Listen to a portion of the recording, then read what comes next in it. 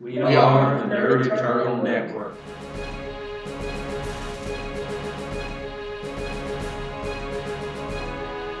Hello, welcome to Icons of the Wider World. And brought to you by the Nerd Turtle Network. I'm your GM, Jason. And with me will be Curtis playing Landshark. Hello. Mike playing Everlass. Hi. And obviously they're on cam. Off cam, we've got Zach playing Wolf Witch. Hola. And Taylor playing Muckboot. Howdy, howdy. Alright, so we missed last session, so it's been a month since we played. Who remembers what we were doing last time? Fighting cannibals. There was some show-off jerk named the Platypus. Yes, we were. Our heroes were on our way to protect. I think it was the grandson of a problematic Australian politician. That's a very polite way to put that. Who goes by the name? What was his name? Anyway, the politician was a pivotal mover in the what is commonly known as the stolen generation of Australia, forcibly breaking up and relocating indigenous families in Australia.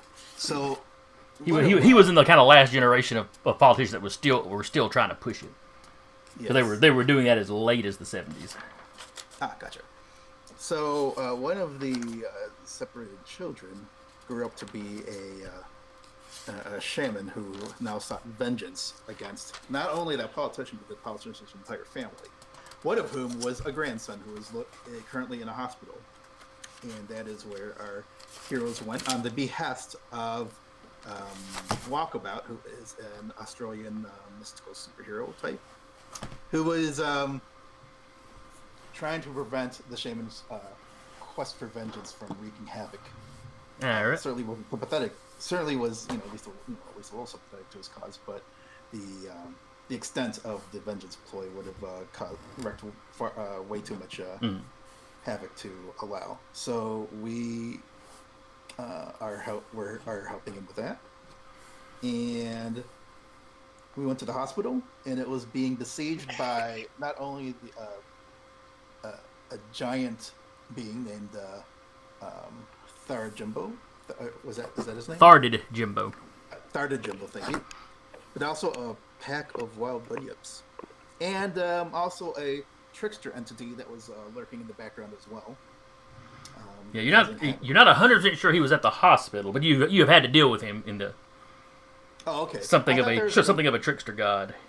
Okay, was there an illusion cast? You're right. You might not have seen the trickster himself, but that's right. You did encounter one of his illusions, which does heavily imply he's in the area. Yeah. So. And he did swear a lot, I think. He is a deity of cursing. Yes, and in fact, that deity of cursing kind of hampered us in the end. Although Snapdragon was able to talk the giant out of attacking the hospital by promising him better hunting grounds in her homeland, which is why she had departed at the end of the last issue. But that trickster entity tricked us into delaying us in a prolonged bout of negotiation for its surrender and cooperation, that in fact the shaman was able to escape with the grandson. And I believe that, and also we had met up with a group of Australian superheroes to defend the hospital. You had met a team of what people assume are sisters called the Southern Lights. I forget what the Southern Lights are actually called now. It's not the Aurora Borealis, it's the something else. For Australis? Yes, that's I it. think That's it's it. the name of the phenomenon. I don't know. Yeah, that was what I think I just called them Southern Light. They both had light-based powers. You ran into the platypus. Beloved hero of Australia. The original burrowing hero. The original. And the Red Ensign. Yes, and the Red Ensign. Legacy of World War II heroism. Correct. The original Blue Ensign popped up in World War II, and you currently have 3 ensigns running around.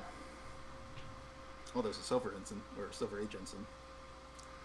Well, there's a blue, a red, and a white ensign. which are 3 flags that Australia uses.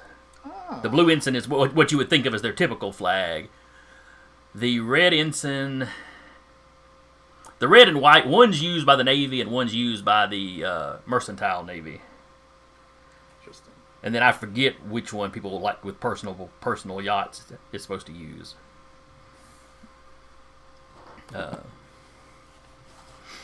So basically, it's like a family of flag suit bricks, essentially. Gotcha. So, Walkabout took Snapdragon and started Jumbo to the underground Empire of Rhino, and then he came back with the replacement hero, Everlass, Yes. who Wolfwitch requested to bring out of the shop. And Right. She was manning Wolfwitch's shop when all this started, so she was just away fetching some cookies. Yeah. Only corrections I will make to that was it was the old politician himself that was in the hospital. The grandson got kidnapped at the beach. I had 2 somethings. What was the other one? Oh, and you were saying the shaman was the child that got separated. No, it was his children that got taken. Oh. He had found his daughter, but he felt she was culturally he felt she wasn't really, I see. really Aboriginal anymore. It was, She had assimilated too far. she had assimilated so much that he didn't care for it. Tough situation. So rather than it being a happy reunion, he came away feeling bitter about it, and that bitterness has turned into, I'm going after this guy, which everybody's kind of like, okay, that sounds fair, and his entire family. Well, wait a second. Yeah, a lot of anguish all around there. It's kind of like a Batman villain. You look at their origin, you go, I can see why they turned out like that. Yeah, they still need to be stopped, but I can see why they turned out like that. Just turn it down a notch. That first episode of the animated series with Mr. Freeze, I'm kind of sitting there pulling for Mr. Freeze early on. If he just takes that one guy out, I think he'd be kind of done. Oh, well, now he's threatening crowds. Okay. So anyway, you were at a hospital in Townsville, Australia. An actual town. I am not making that name up. Yeah, I forgot that we kind of just glazed over Townsville. Well, we mentioned the hospital, and that just happens to be where where the hospital was. But you had spoken to the police. You had spoken to the other heroes. Though the Southern Lights had dipped out about the time the police were getting there. They have a reputation for not really talking to the press and stuff much. Platypus, on the other hand, was more than happy to talk to the crowd. And the Red Ensign, gave a statement to the reporters. His was more kind of assuring everybody that everything's okay. This went down, but these creatures didn't get to anybody. Yada yada yada.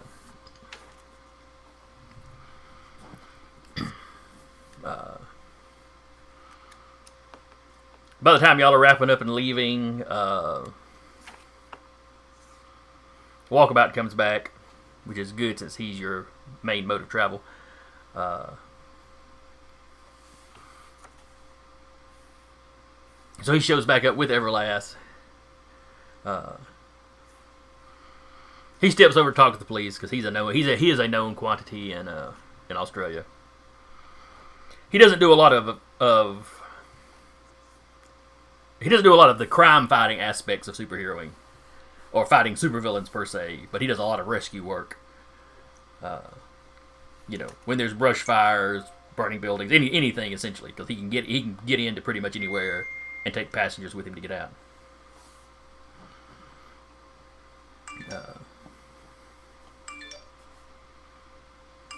Hearing lots and lots of chimes. Sorry, I just rebooted my phone, so I need to re-silence it. All right, I can't remember if y'all had it's been a month ago, so did y'all have a plan coming out of this part, or where were y'all? I don't remember a plan. I think we are going to try and trace their steps through the dreaming, because Okay. we could see, the trail. So we were going to regroup and then follow them back once Walkabout got back with Okay. Everlass. Yeah, I think maybe the magical ones of you could kind of see what direction they had headed. That's right.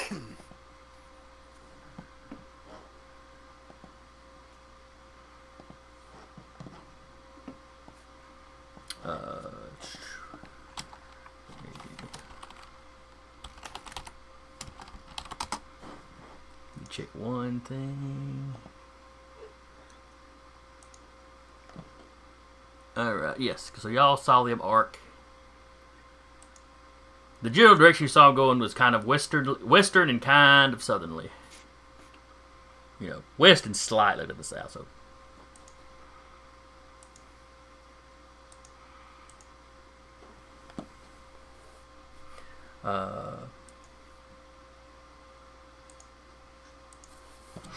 Because we're pretty far east in Australia, aren't we? Right Yes, now? you are. Townsville is basically on the east coast, I think. Sort of.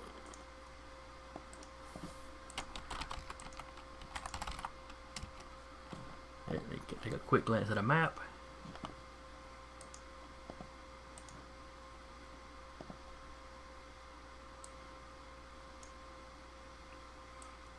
Yeah, it looks like it's coastal in Queensland.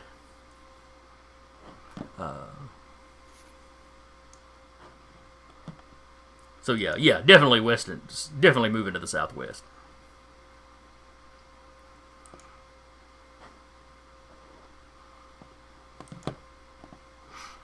All right. So Walkabout shows back up. Well, howdy. Sir, looks like y'all got things wrapped up here. More or less, yes, sir. Were there any casualties or anything? Land shark's dignity. He has that? I mean, no, I mean, none. it- No Did he ever casualties. have any? It got beat out of him by a platypus, but I thought he had some. Walkabout, he got in a fight with the platypus? Why? No, his dignity got in a fight with a platypus. It's different. It wasn't a physical altercation. Oh, how do you lose your dignity to the platypus? Because old land shark is a shark that's on land. Which is awesome, by the way.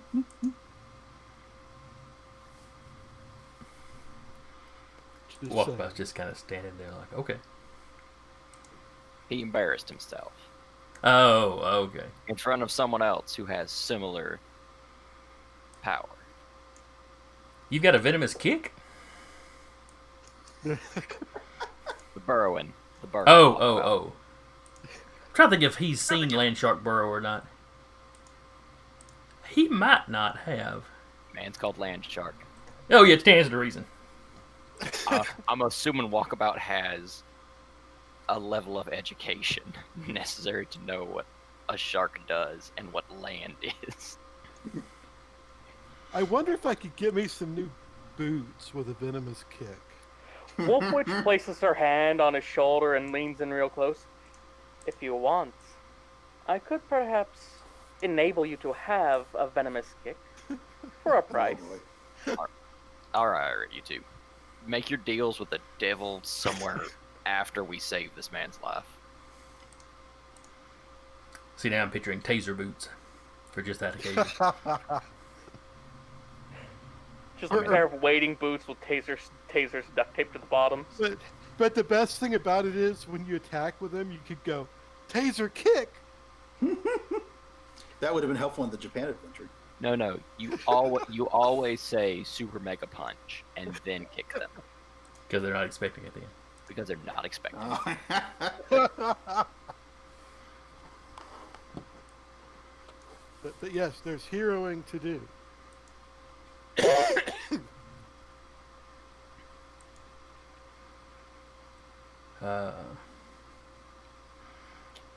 Let's see. What about old Al?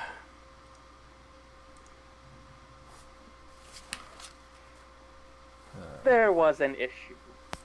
Yeah. Because Aloysius Tennant is the actual old guy that got taken. So. Yeah. They were able to abduct him from his room. So they got away with him. Well, at least nobody else got hurt. I didn't see the platypus stop that. Mate, I don't think you stopped it either, though. I mean, I ain't picking sides or nothing. I mean, I guess technically he's a countryman and all, so I should. But...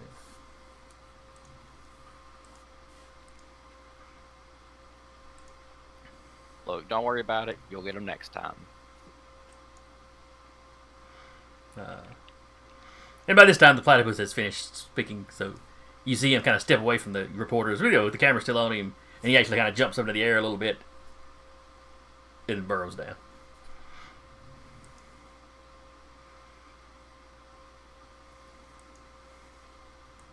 Okay, see, at least you don't have to make a show out of it.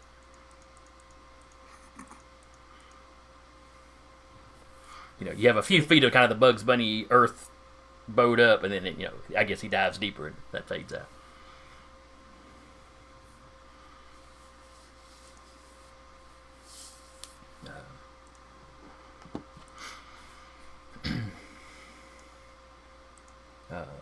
When the red ensign finishes up, he comes over, shakes everybody's hands, thanks for your assistance.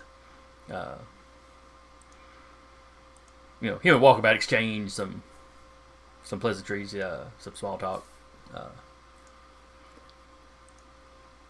I think they had both at one point or another mentioned to some of you that they had been working together closely during the big wildfires Australia was going through just a little while back.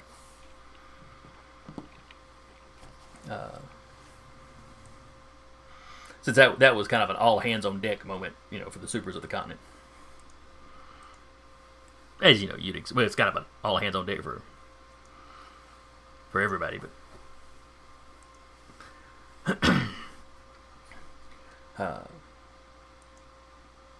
Walkabout asks you, so what's next? Do we have any clues? Any idea why he took him instead of just killing him?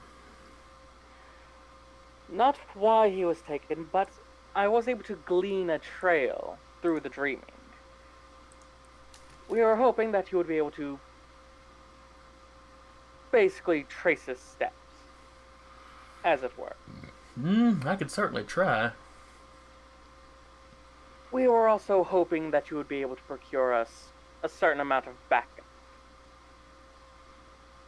What sort of backup are you looking for? There's a young woman at my shop who should currently. Oh no, you had told him about that before he left. Oh, okay. Yeah, he showed back. Everlass is here. He showed back up with Everlass. Oh, okay, we're good. Okay, never mind. No problem. Like I said, it's been a month since we played. So. Hey, boss. She pulls out her hand, snaps her fingers, and just opens up her palm.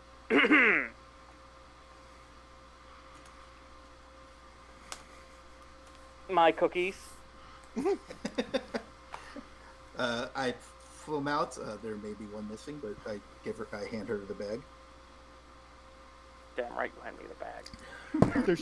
They're snickerdoodles, aren't they? My snickerdoodles, yes. And she eats one. You know, you really should go with chocolate chip. Sharks love chocolate chip cookies. So you can buy your own chocolate chip cookies. And I've heard that sharks can trail a nugget of chocolate like 1,000 miles across the ocean, just from smell. They can smell chocolate chips and evil, thousands of miles away. Why do I feel like I'm going to have to be the father here? Alright, children, you have your snacks. Let's get back to having a man not die in front of us.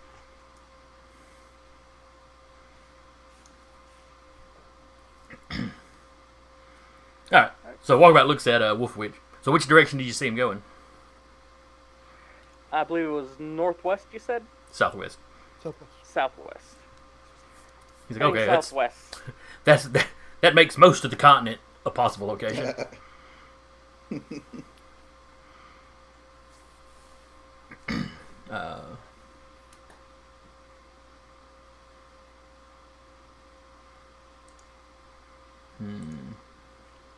All right, well let's see if we can track him. If he's traveling under his own power, I should be able to catch up with him. But if he's got we've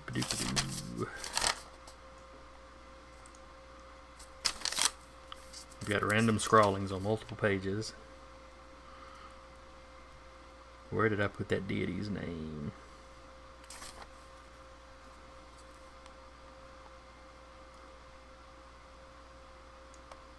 Be it. If you say Beetlejuice, I'm going to tell you you're wrong. It's Bamapana. Bamapana?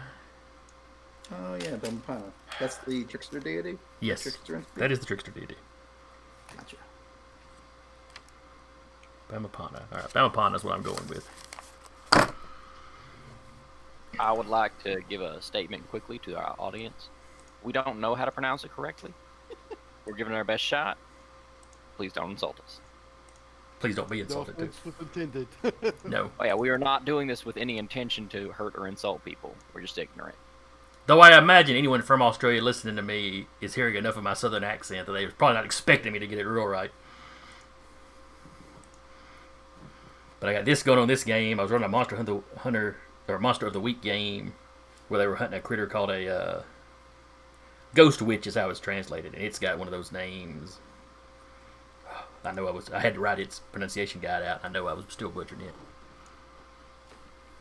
You want to include other stuff, and then you realize you can't pronounce it. Anyway, so Walkabout starts taking people's hands. Before y'all take off, Ensign tells him, when you find something out for sure, you need some backup. He can feel free to zip back and get it. Grab him or his uncle or his cousin. He sure would be willing to help as well. He doesn't know how to get in touch with the platypus, so.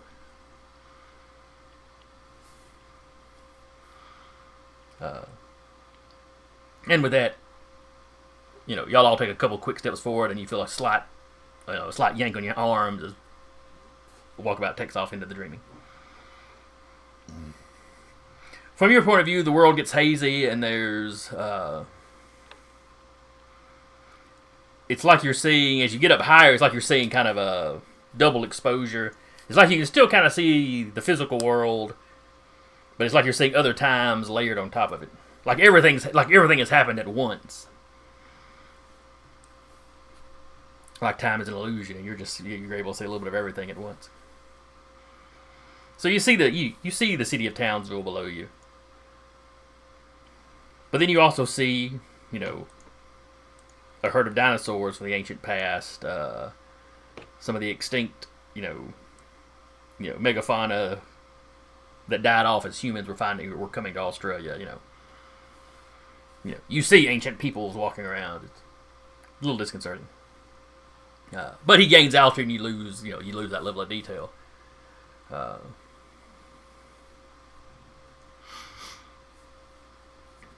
You pass over areas that you see a desert overlaid, or maybe overlaying, a forested area where different environments have been here over the eons. Wolf Witch, give me a awareness. Would I be able to modify that with my occult specialty? Sure.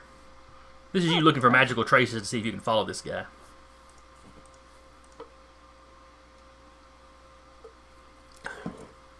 Come to think of it, I probably need to roll d6 for Walkabout as well. Oh, really glad I got to use my occult specialty.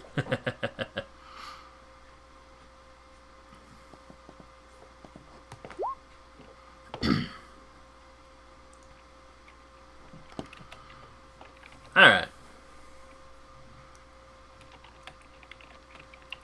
So you're able to direct him. You know, he starts off. He's following the path pretty good. But you can tell he's starting to lose the track, and you start kind of shouting directions to him. There's a slight wobble. Y'all all have a slight wobble when you first shout at him, because this sort of travel takes some concentration. But after the initial correction, he's ready for it. So then when you shout directions, he kind of changes.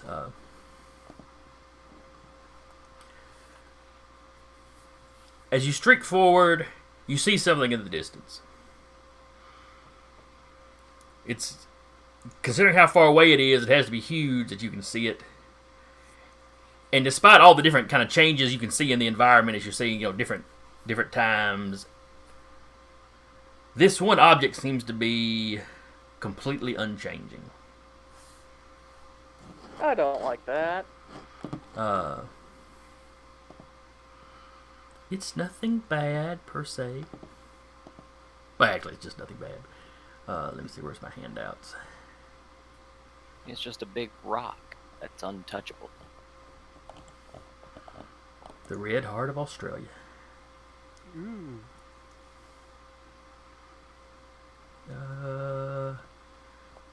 Alright, now I created the handout just earlier.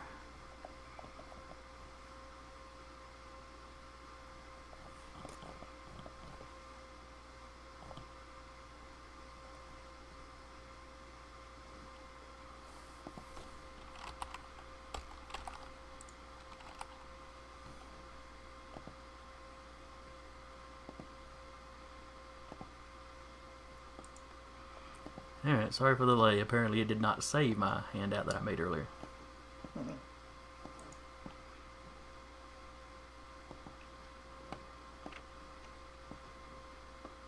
Oh wait, no, there it is. Alright, we're good to go. Show everyone. Alright, so y'all should be seeing. Let me enlarge it so folks. Ayers Rock. Oh, it's a big rock. Yep. I'm so good at guessing games. And again, doing my best on the pronunciation here. Uluru, Uluru, so I think it's Uluru, is the actual Aboriginal name for it. Ayers Rock was something, Europeans gave it, the name they gave it when it came through. And they've pretty well converted back to the original name now. Kind of like Mount McKinley in Alaska, they finally reverted it back to its actual name. The area is now under control of the indigenous people. Used to be able to climb around on it. That's been banned now because it's sacred to the native folk. Though you still have tours that run around it and view it from a distance, and helicopter rides around it.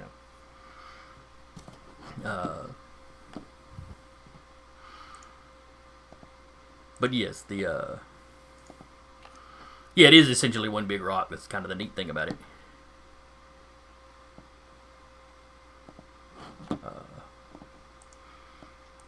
A state over from where me and Taylor live in Georgia, which is actually over closer to that. They have Stone Mountain, which is the same setup in that it's essentially just one big rock. Though Stone Mountain is, it's a pebble compared to Uluru.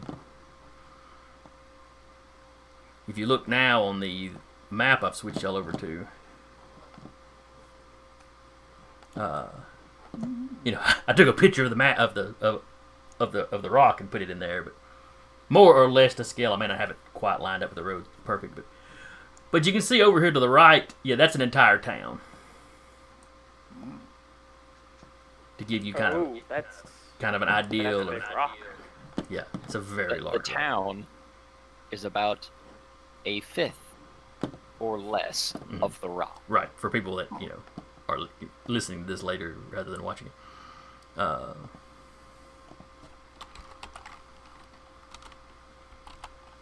So this is a rock roughly the size of like New Hampshire. It's not quite that big because while I'm sitting there going, That big, but while I'm sitting there going, if this is a town, yeah, it's a town of around 300 people. I mean, it's not a huge city.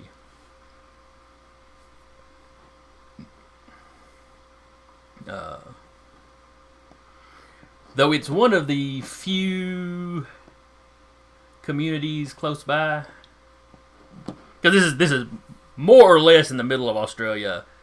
If you look at satellite images, it looks pretty much like a desert. Though you got this little ring of green, right around the rock, probably from where all the water run off. Keeps it a little more irrigated. And there's watering, and there are large known watering holes around that the native people have been using forever and a day. all right, it is taller than the Eiffel Tower for about 3 kilometers. And as I recall, climbing, going up and down Ayers Rock was pretty much an all-day thing. Yeah, back before they banned it, yeah, it was Before they banned it, it would take most Yeah. of the day. Just you weren't in a hurry anyway. But You'd be going up 300. You'd be going up 3 football fields in length. Yeah, that's gonna be a while. yeah, that's as mountain climbing goes, that's not too bad.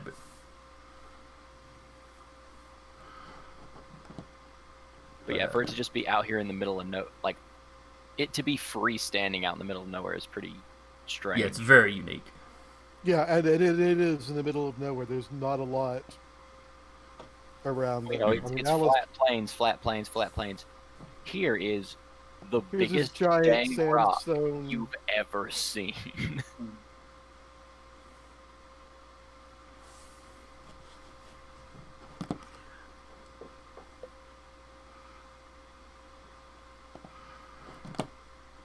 So anyway, It's cool. yeah, and even over the vast periods of time, virtually unchanged.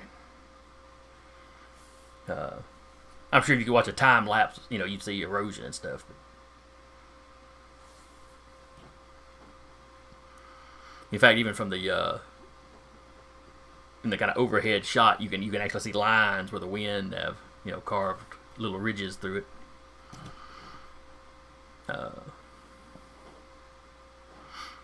But anyway, that is clearly where it's headed. The trail starts to kind of wind down.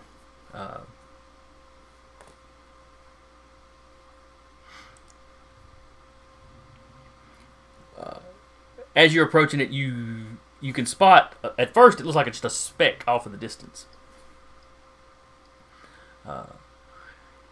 You start to get closer, and you can see that it's 3 people. You see an older man that you assume is kind of the mastermind behind this.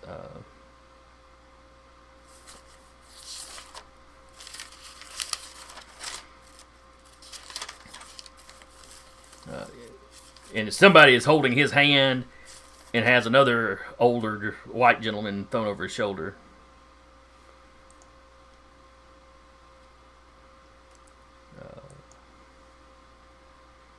Sorry, I was looking at my notes.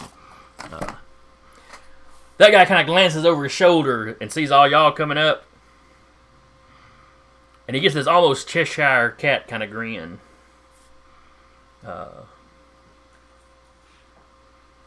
He shouts something back to you. You can't make out the words. And then suddenly there's 5 groups of them. They're all shooting off in different directions.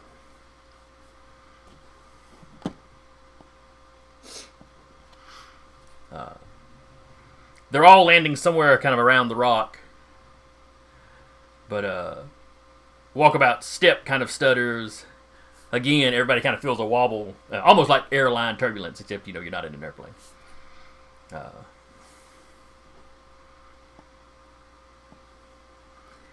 And he winds up diverting course and taking you down into the town nearby.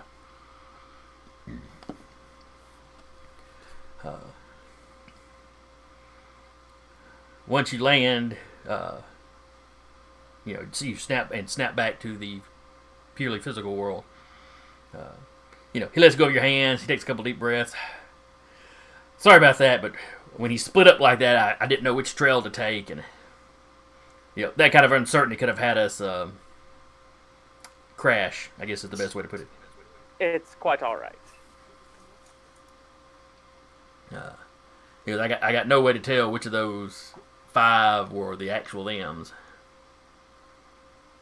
I would like to use Muckboot real quick for an actual check. Okay. When they split, did all of them have shadows? And will I need to roll for this?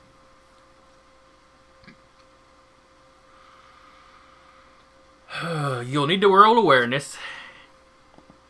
That's fair. And it will be freakishly hard because remember the way y'all travel, it's like you're way up in the air over stuff. Oh, sorry. The distance was still pretty big. Yeah. Y'all were starting to catch up on them. But as far as like seeing their shadow on the ground, it's like y'all were at 10,000 feet or something, Yeah, never mind then. Okay. That's far enough. Even on Muckboot would have trouble seeing a shadow. Yeah. He could shoot him, but he couldn't see a shadow. Landshark asked, what was that big mountain? Oh, that's Uluru. It's the largest single stone in the world. It's he tells you some people call it the red heart of Australia because we're kind of in the middle. He goes, it's real important to the native people around here. A few years back, we finally got the government finally returned control of it to us. So Yeah, Muckboot will stop for a second. You aren't you a native person from here? yeah, that's why I said when they gave us control back. Oh, all right. He goes, I'm not from like right here. It's not like my. No, it just part of that conversation felt like you were distancing yourself, and it felt weird for a minute. It's That's not bad. probably just how I worded it. Nah. And I'm just throwing off detail, but he goes, It'd look better with a shark statue. no, it would not. In fact, that would probably be a good way to get yourself arrested. In fact, don't even make that joke, because they might decide he goes, I brought you into this town. Truthfully, I should have checked ahead of time. They reserve the right, not to let people in when they feel like it. Generally it's not that big a deal, The folks around here give tours and all kinds of stuff. But Fine. First it's no earth powers in the city. Now it's no earth powers in the outback. look, Look, Landshark. I'm not the most educated man. But if you were trying to use your powers in front of the Sistine Chapel, I'd stop you. I'm going to stop you in front of this. It's of religious importance. Or cultural importance. My bad. Cultural importance. a Walkabout's kind of like, a little bit of both, Cultural Okay. for everybody, religious for some of us. Okay. Thank you. It's of religious importance. You don't do earth-shattering powers in front of history. Oh. Unless it's British, then you're allowed to. Now, would Muckboot not think of himself as British? Yeah, but he's also got like 100 years history of looking back and going, "Oh, we were the baddies." Are we the baddies?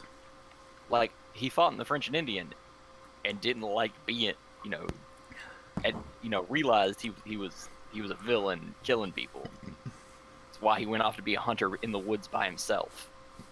And then you've got all that intergalactic exposure. Yeah, then I went to space and learned a lot of new stuff. Like, oh, there are civilizations where they don't kill each other randomly. Huh. Well, anymore. How's that work?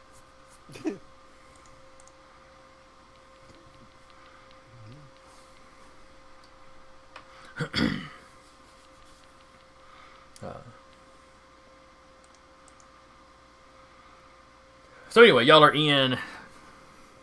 Oh, great! It's another name.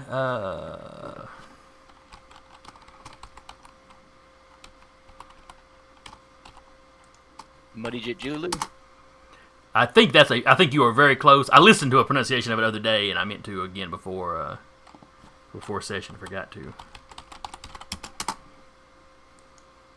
I may have pronounced that first T a little too much like a D. But that's also me forcing a southern accent as I try to say it.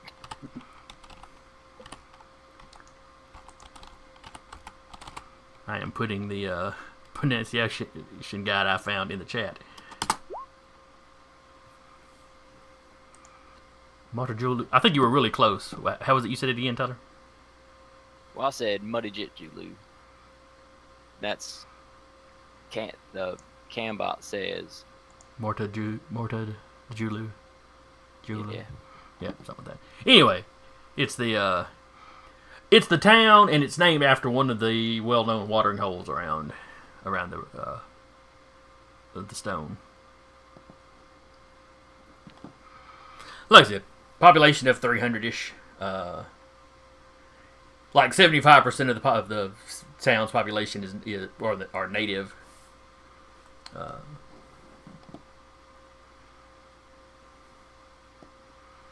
You do technically have to have permission to enter.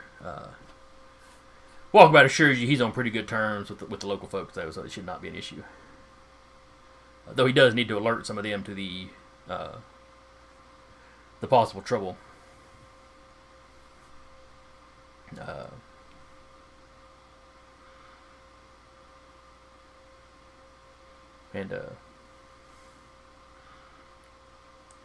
Pulls. I'm going to assume they have cell coverage. I don't know. Pulls out his cell phone and starts making calls. A little bit later, car pulls up. A fella gets out. Identifies himself as one of the town council.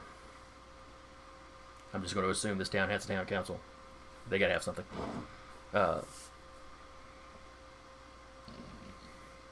He walks up, shakes hands with y'all. Walkabout said there was some kind of problem. What exactly is going on? And how big a danger is it to us here? Wolfwitch is just gonna explain the situation and how we tracked. I keep wanting to say Townshead. Or was it Townhouse or Townshead? Tenant. Yeah, Tenant was the politician. Yes.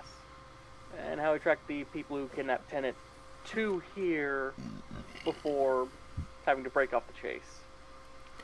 And considering, he's kidnapping someone he kind of wants dead, it would seem he might have been going for something kind of poetic with the whole heart of Australia thing. Yeah. The man you talked to, older fella, looks like he wants to spit at the mention of Tenant's name. Understandable. But yeah, he's a jerk, but also his boy's been taken. I don't think his boy's done anything wrong yet. No, not that I know. I don't think any of his kids went into politics particularly. I think one of them actually a businessman over in the States or something. He goes, but I heard about the kidnapping of his grandson on TV. Apparently they hadn't gotten news of Tenant's actual kidnapping yet.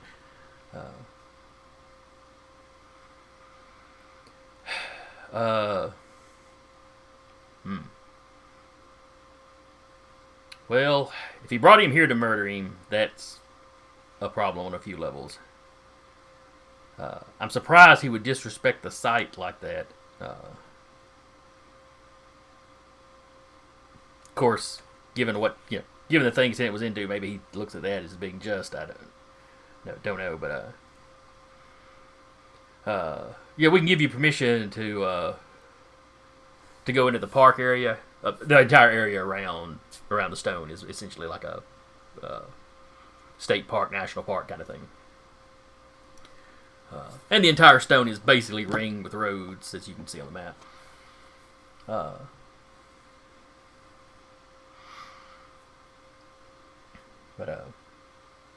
He's like, we'll roll our ranger, some of our park rangers out to, see if they can see him.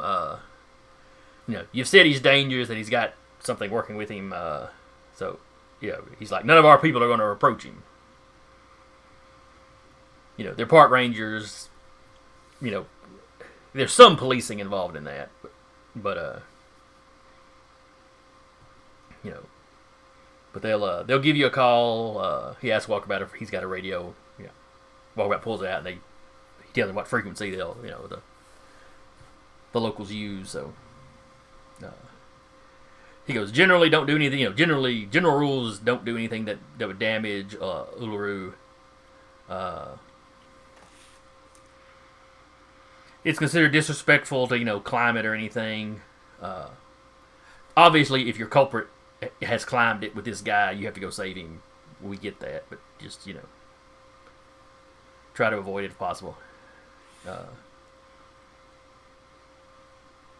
Let's see. Land shark isn't necessarily well known outside the States, so.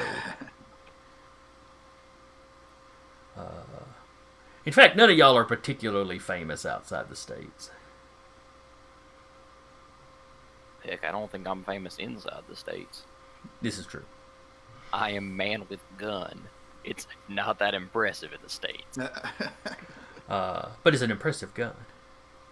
It's a very impressive gun. Now, Spear would have a file on you by this point, because I think y'all have interacted. Muckboot has interacted with Spear at some point. I have killed people from Mott. I'm on some lists.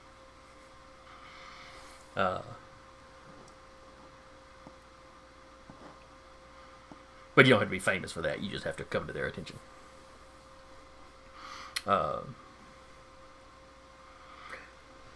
And sure, while he's still talking to you, he's made some phone calls, of course. But you see a few like SUVs full of maybe they may even still have some Jeeps over there. A variety of park rangers heading out.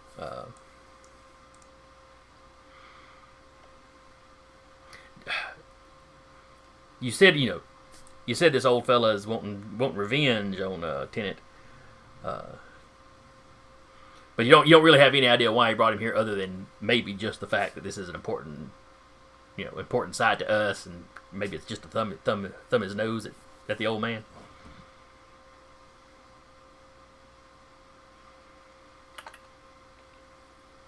Yeah, we were just kind of on the chase as fast as possible. We don't have mountains of information.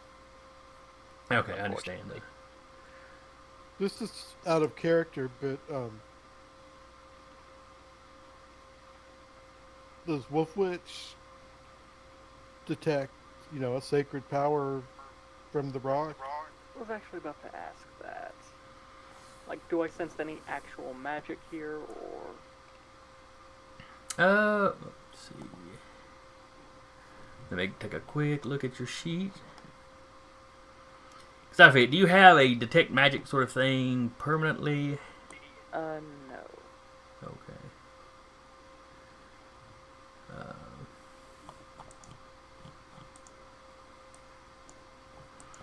I've got to But I organize this could stuff better. cook it up as a spell if I need to.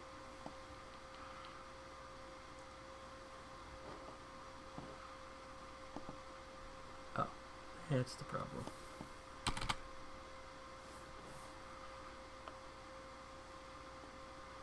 Sorry, I got lost in Roll20. Figured out where stuff was. Oh, you're fine. Yes, yeah. Magic power can definitely do it. Let's see. On awareness, occult roll. If it was the sort of place that had like carvings and paintings and stuff, you could probably look for something like that. But yeah, you'd probably need to use your magic to do it. Alright, not a problem. I'm going to attempt that. And I'm going to try and go for a rank 5. Just kind of make it easy on myself. All right, so I gotta roll a d6 plus 5 for your difficulty. 9 is the number to beat. Nice. Yes, quite nice. From what I remember, and I could be wrong, but I think there's a couple of spots on it where there actually are Aboriginal paintings on it. Oh, quite likely. You have, considering you've got a... In the scope of the size of the rock, they're insignificant. Yeah, you kind of have to know where they were at.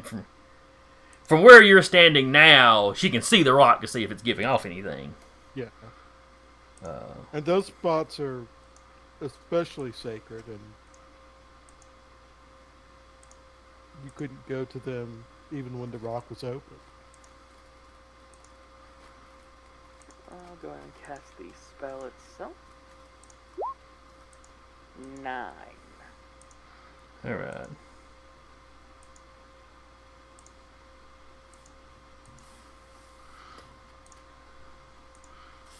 Okay.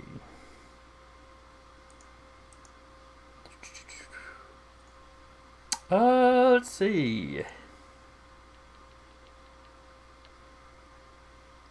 There is an amazing potency of power here.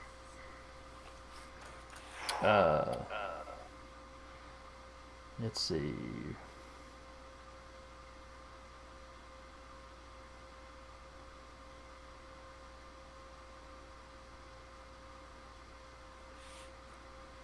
Let's see. There's a lot of things about this place that unite, tribes that are quite a distance apart still have references to this place.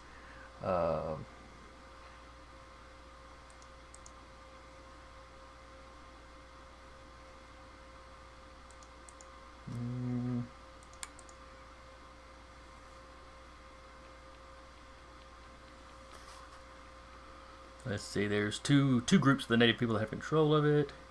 I am not going to try pronouncing their names, though. They're very long, and I am very bad at grammar.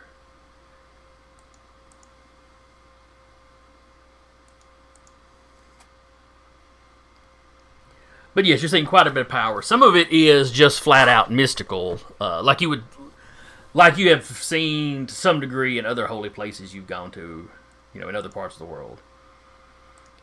Some of it is like just innately spiritual. Some of its power may be explained by the awe it has inspired in people that have come here. In kind of the emotions people have invested in it over all this time. Even today, it's kind of the one spot in Australia that you could say people of all nationalities there make a pilgrimage to, sort of.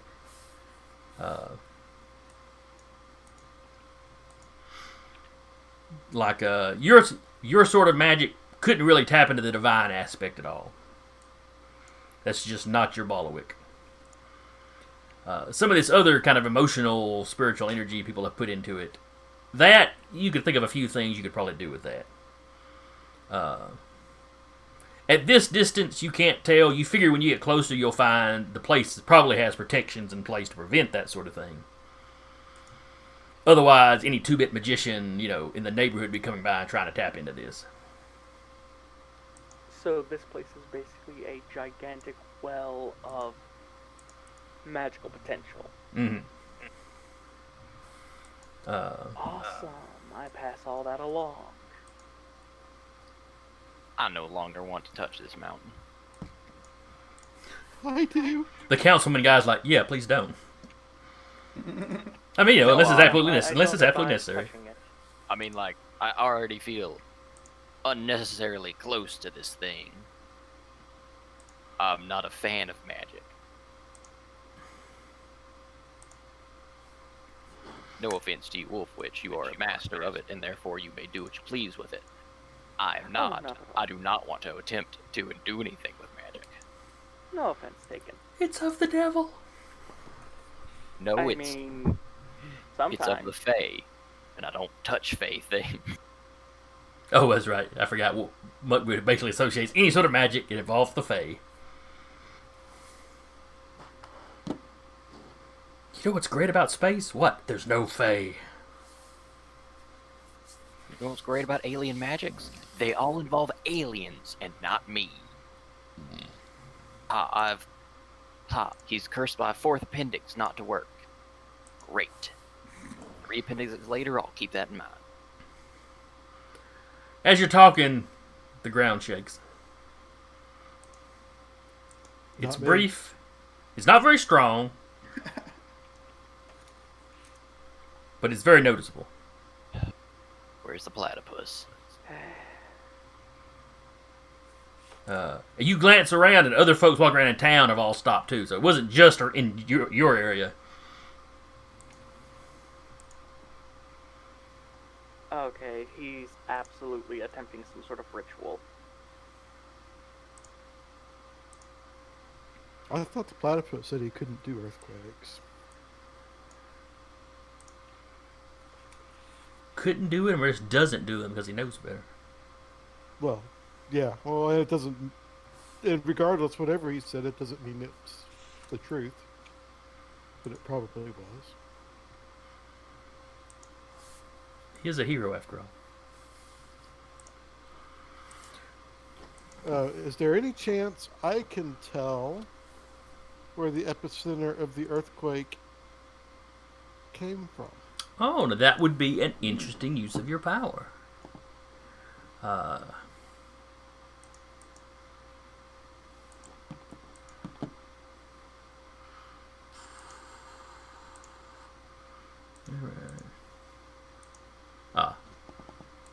It throws me off every time I look for your character sheet. The fact that you put his Bruce Brody land shark. I know. I always go did looking for the that. ales, and it's Yeah, I mean, land shark. I did that because, land sharks. How many land sharks have there been? I don't know. I remember the one from Saturday Night Live. That's about it. Land shark. All right. So if you wanted to burn a determination to basically, power stunt with your Earth control.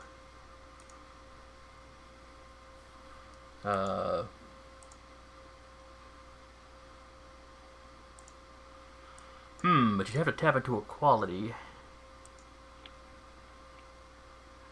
And your qualities are afraid of open water, can't swim, dim-witted lug, and I'm a shark.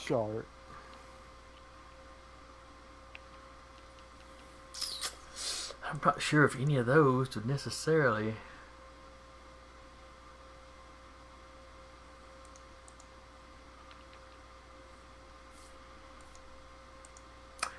I can see how I'm a shark might work. Sharks have great senses. Well, that's totally up to you, but he basically, obviously, doesn't have a clear concept of what a shark is. This is very true. But like I said, I can see this isn't working because you just go, I'm a shark. What? I can smell where it's coming from. What? How's he smelling the earth shaking? Just go with it. The sharks do have fantastic senses.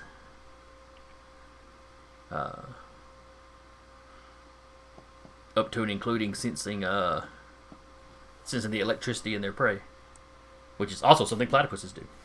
Just throwing that out there. Oh, I didn't know that.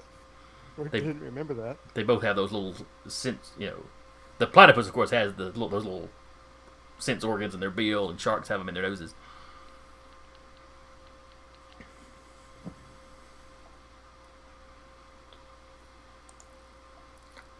So if you ever see a nature video of a platypus like rooting around, swimming in a river, stream and rooting around in the dirt or in the mud at the bottom, he's not doing that randomly. It's because he's picking up the little shrimps and or little bugs and whatnot, that are living in. Sweet. And it's one of the ways that sharks can hunt in like the depths when it's dark. Yeah, they also have a fantastic sense of smell. I don't know if the platypuses have a great sense of smell or not. You might bring that up next time you talk to the platypus.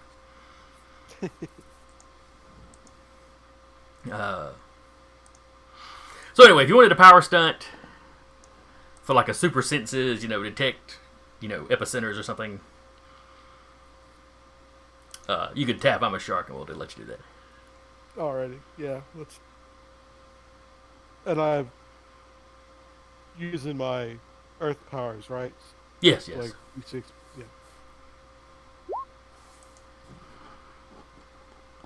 Let's see, D6 difficulty. It's a decent little distance away, so we'll go with a.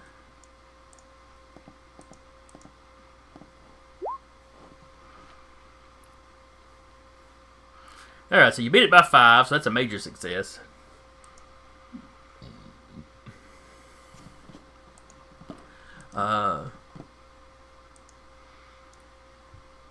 You can tell that it's coming from over in this direction. Kind of a northeasternly portion of the stone, I guess.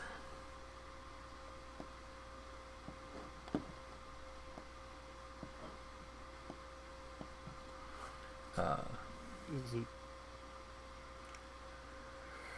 But as you're sensing that kind of epicenter, you're also sensing disturbances like that further out, further off, way off in a distance, but you're still, kind of picking them up. So this isn't the only place that we shook. Well, that's not good. You can't tell how strong it was, just that it's far away. You got your earth control at 9, so that's, you get a pretty impressive distance with that. Yeah, I'll tell everyone this is bigger than just Ayers Rock. The town councilman corrects you. Uluru.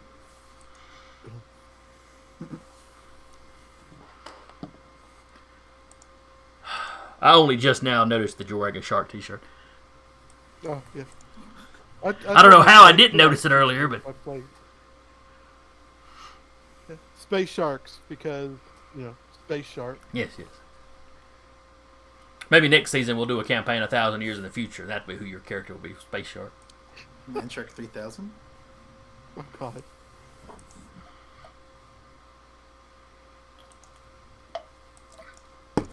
Well, I don't know. In DC, the Brainiacs only got up to like 7 by the time of, you get to 1,000 years in the future. Okay. You were only on like Brainiac 7. Or Brainiac 5, or whichever one it was. There are a lot of slacker Brainiacs amongst the generations. Well, that was it. Not every generation produced a Brainiac. There was a certain... There was literally like a certain requirement for you to get that title. There were a few generations that had brainy slackers. The original Brainiac, his son was Vril Drox, something like that. Started a group called the Legion modern day. He was still super intelligent, but he wasn't enough to be a Brainiac. That was a cool comic. I actually liked Legion back in the... I enjoyed that too. That was good stuff. I just like the fact that he had his team paint their ships gold one time when they were going to go fight the Green Lanterns. Right.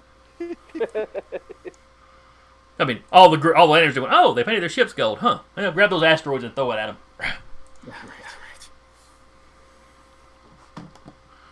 It was some storyline where the Legion, the Lantern Corps, and I think the Dark Stars, all your kind of police cops were getting into it about something.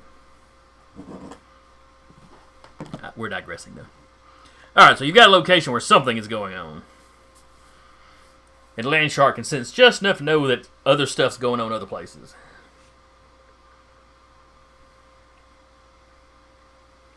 We should probably head over there. Yeah, we probably should. Walkabout cracks his knuckles, holds his hands out.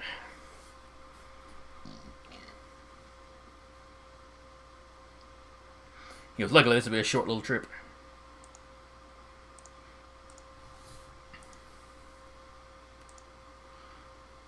Let's do it. Is that an unhappy noise from Muckboot? Muckboot will just take a hand.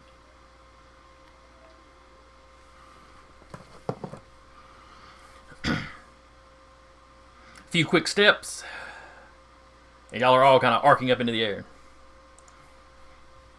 You hear the town councilman behind you kind of laughing as he watches you go. Though, unlike when Walkabout's grandfather and niece watched you leave, his eyes don't track you.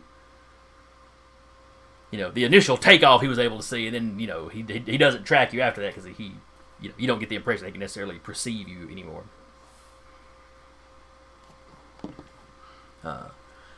Y'all basically arc up over the well up over the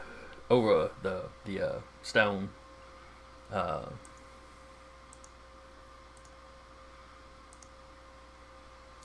Off in the distance, and by distance I mean in the ocean surrounding the continent, something seems to be kind of rotating around the continent. Oh.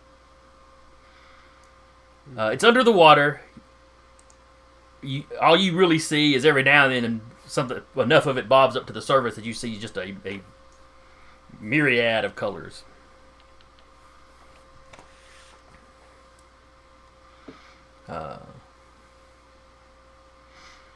And I thought, gee, we're Uluru. Surely water won't come into this. And that's in what body of water was that? In the ocean surrounding the continent. Something is circling Australia. Oh, that far. Okay, so when you that far off, I got you. Time and distance is kind of weird where y'all are at. True. Gotcha.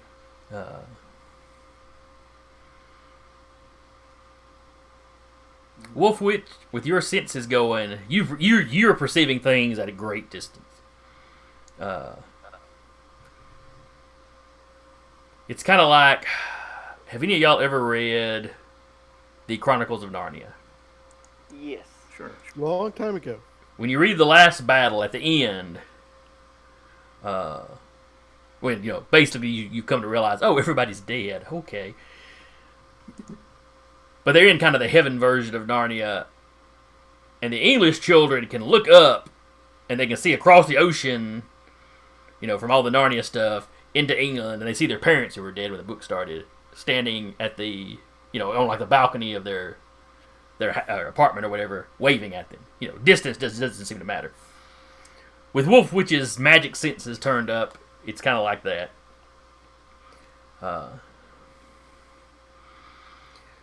You see the thing circling. You see that it's all connected. It's one big something that's encircling Australia. The water is obscuring your view to some degree. Oh, I am not fond of this. I am not fond of this. And everywhere it bobs the surface is a different color, or it's multiple colors. Way off in the distance to the north and kind of the west, you see a great serpent's head rising up out of the water. Oh no! With as much as you can make out of motions on a snake, it just looks curious. It also looks a little translucent, like it's not quite there. You wonder if maybe it's dead. But whatever's going on with y'all has gotten its attention. Has something to do with it. To the far to the west, and from where y'all are at, probably a little northwest, you see another serpent rising up, like it's rearing up, just trying to take a look. Wings are spreading out of its back though.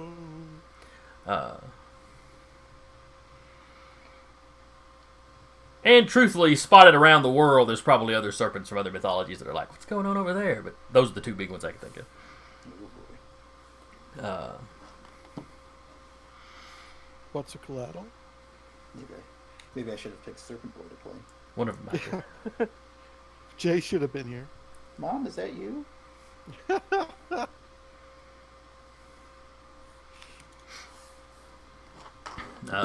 Wait, can we all see that? No, only Wolfwitch is seeing this part. Okay. You all catch glimpses of the kind of rainbow-colored something floating around Australia, but she's got the magic sense turned on. Rainbow serpents, plural. They are much, much bigger than I imagined they were. Well, the ones you see at the distance aren't necessarily rainbow-colored, though Quetzalcoatl may have been very colorful. I don't know. The wings are very tropical bird-looking. The one to the north is a bit on the drab side, though. But like I said, it's also kind of faded and translucent. So yeah, serpents. Snakes. Why did it have to be snakes?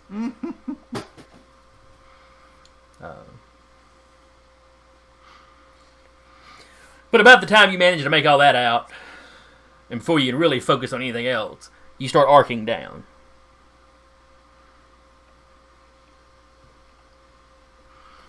You're perhaps 500 feet still in the air, when a great wind whips up and sort of knocks you to the side. Walkabout loses his grip on you all. Y'all are all falling.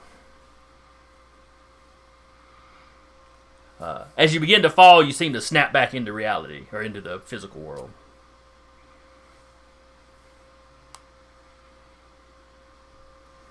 That doesn't sound great. No, it doesn't. Wolf Witch, give me an awareness roll.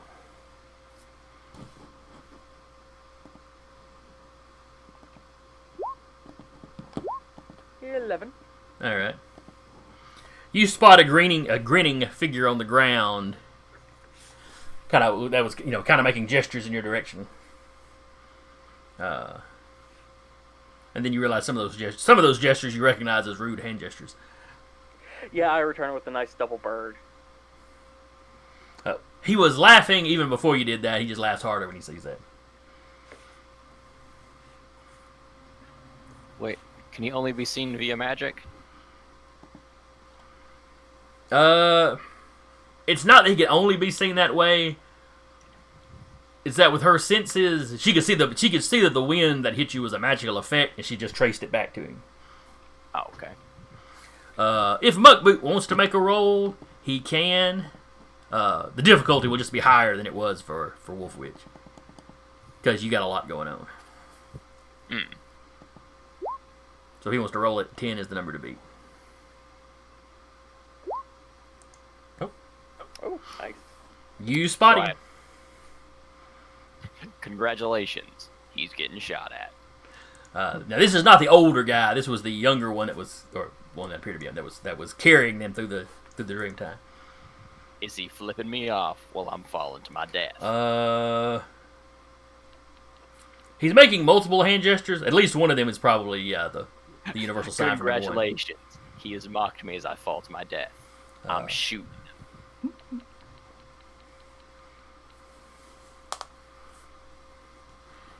Did we roll initiative while I was gone?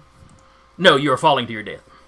Oh, And while falling to my death, I'm going to shoot. Basically, Walkabout was taking you down. You were 500 feet or so above. A wind whips up and basically scatters you. And now y'all are just falling, and you kind of fade back into, the physical world. Due to her magical vision, Wolf Witch could see the magic in the wind and trace it back to the guy that was doing it, who's basically sitting there laughing at you and making multiple rude hand gestures. Muckboot has also spotted him and is taking a shot while he falls. Yes, so nice. I would like to use a determination point. Okay. What are you Tapping tapping? the quality Hunter Supreme, because only a Hunter Supreme can take a shot while falling midair and land it. Hunter Maximus. And that's just a +2, right? Yes, it's +2 if you're putting it on the effort, +1 if you're putting it on the effect. Put it on the effort. Because it's going to be a rough shot. But alright. Yep, just cracking a shot at him.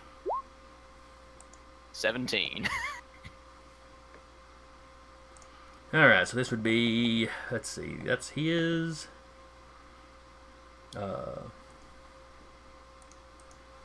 Prowess. We'll give him basically a +2 for the coordination. Excuse me, +2 for the distance, and a +2 because you're falling.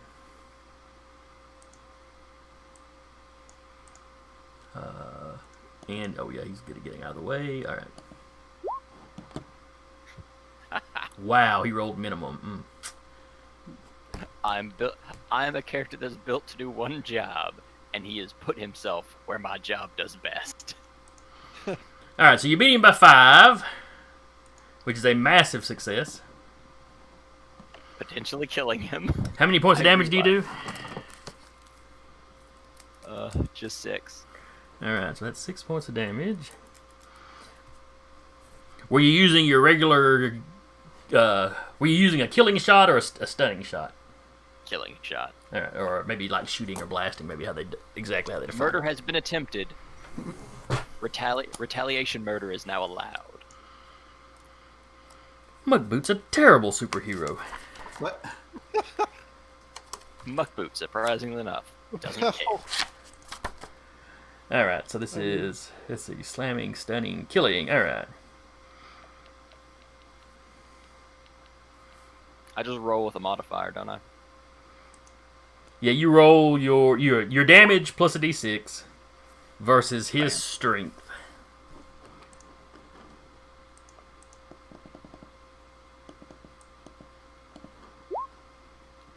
No, he ain't dying today. Nope. He's just taking a bullet. A moderate. So anyway, the bullet slams into him. He falls back on the ground. He's screaming and holding his chest. While he's doing that, another him runs up looking all upset. You know, hands on the side of his head like, no! And then the one laying down kind of pulls it back and, pulls the bullet out. Just sort of brushes the blood off. It's like, the second him helps the first him up, and they kind of hug, and then they both turn around and laugh, and hugged up, they're both giving you the one-finger salute. Yeah. Do that all you want. He couldn't have made that shot. I will die knowing this.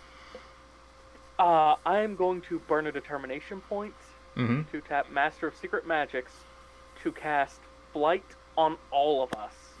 Basically, Flight with the affects others. Additional. Okay. Or flight with the area extra. Yeah, there's a lot of different ways you can do it. Yeah. Flight with a we don't die extra. Yeah, So, pretty what much. rank are you casting this at? Flight 7. So yeah, going all out on this. Thus making it harder for you to cast. Interesting. Yeah.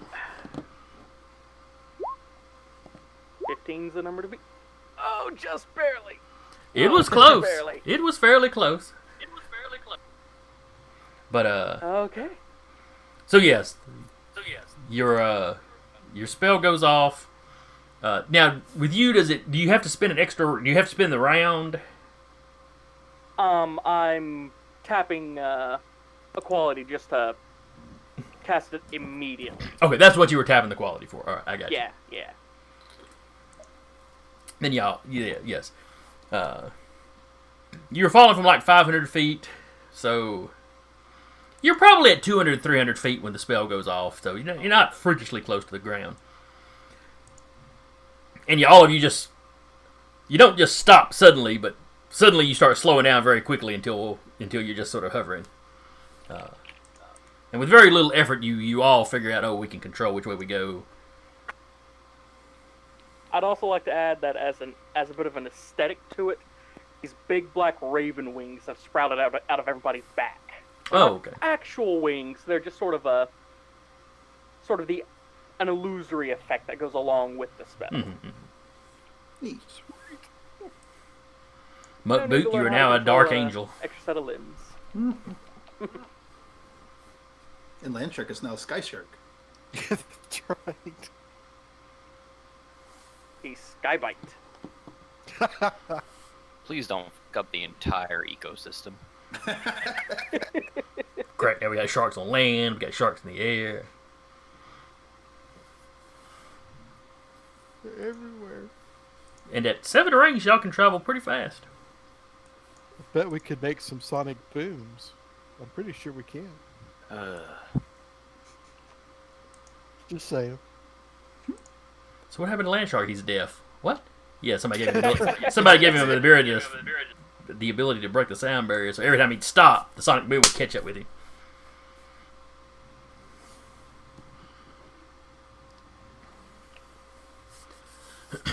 So now, he speaks loudly because he can't hear himself. What? I can't hear you. I'm a shark! I said I'm a shark! Yeah. Alright. Oh yeah, actually, rank 7 is speed of sound. I knew it was getting on up there. Alright, so y'all can settle on the ground if you want to. You've basically got this ability, at least for the scene, assuming Wolf Witch does not use her magic for something else at some point. Yeah. Which probably means you need to land, because, she's probably about to use her magic for other stuff.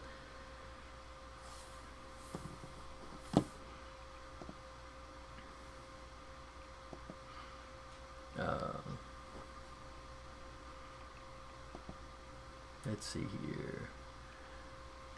I'm going to throw Wolf Witch's token down.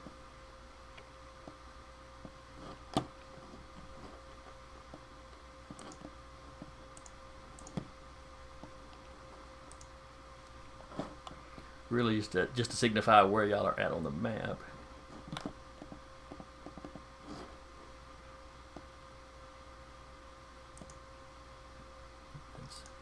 And then she shrunk.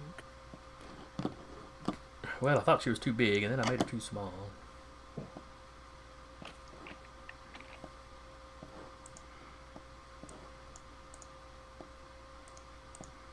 Yeah, that's good.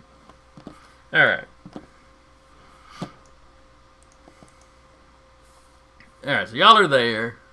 You see who you are pretty sure is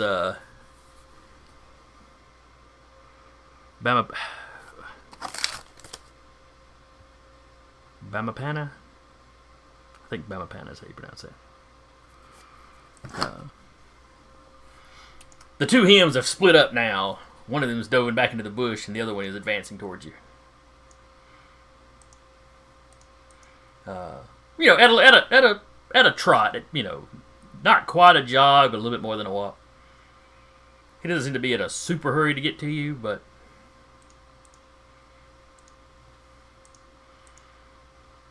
Well, you could at least turn around and face us.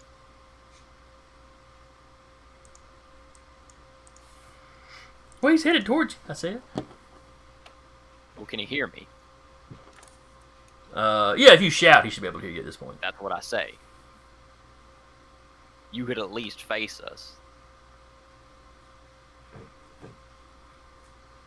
He's like, I am facing you, you dumb blankety blank. Oh, sorry. That whole party just looks like asshole.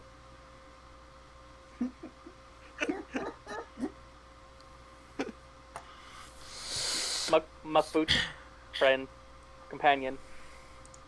Please do not insult the extremely powerful semi-deity. He's got a cursing. Semi? Cursing. Yeah, who's talking about insulting now? You just got him to semi. With the mouth like that, we're supposed to respect him? No, I respect the mouth. I just haven't seen it yet. All I see is the asshole. He seems both amused and mildly insulted by what Muckboot says. When Wolfwitch refers to him as, what was it, semi-divine or whatever? Yeah. That seems to be more of an insult to him.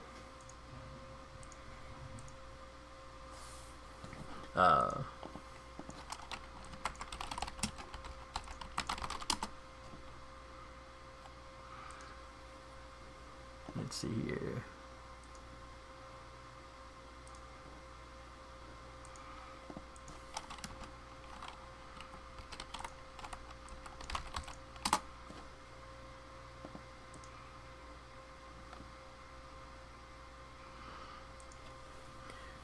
And Wolfwitch, you quickly find a object being hurled at you. Duck out of the way. Or attempt to. You're pretty fast. You can fly.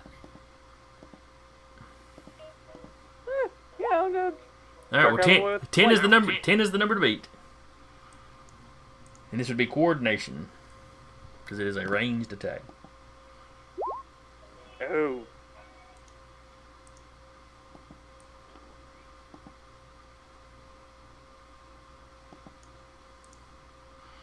Oh well, that's not good at all.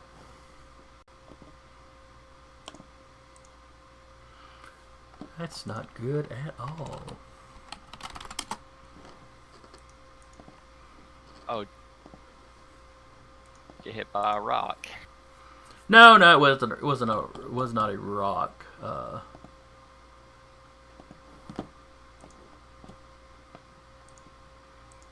If it'll load quick enough, I'll show you what it was.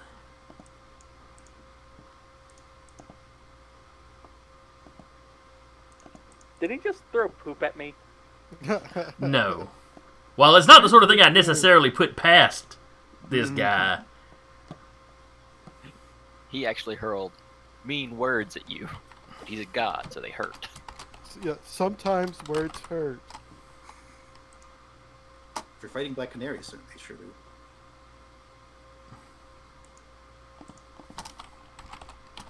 But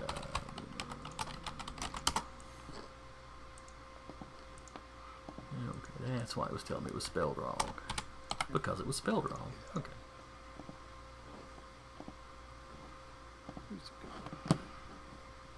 Oh. And well, that is not necessarily the classic shape you think of as a boomerang. They actually came in a wide variety of shapes.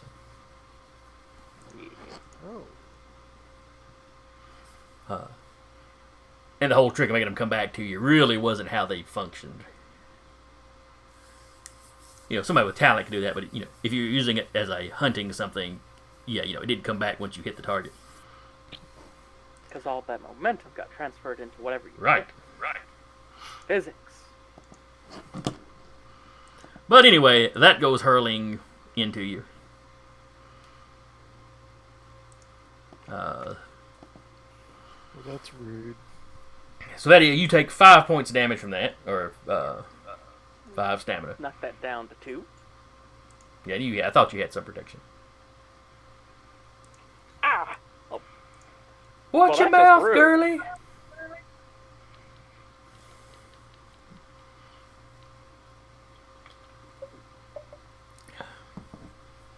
So we insulting him now?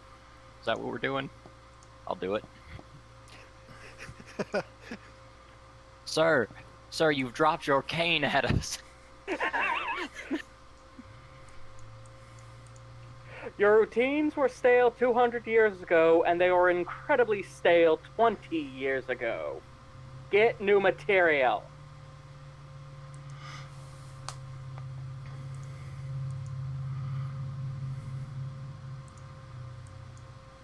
I'm a trickster, not a comedian. Oh, she was insulting me, I think.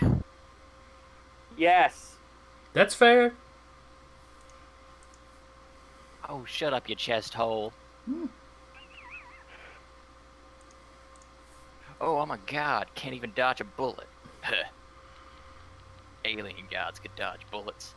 Maybe I just don't need to dodge a bullet. Everybody needs to dodge a bullet someday.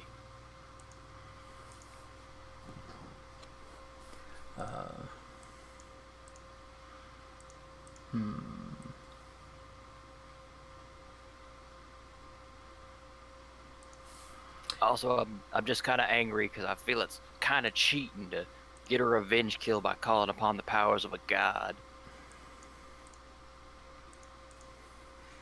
Cheating? You act like there's rules to revenge. Now, while they're having this conversation, Everlass and Land Shark, what are y'all doing? I was gonna say, can we punch the semi-god now?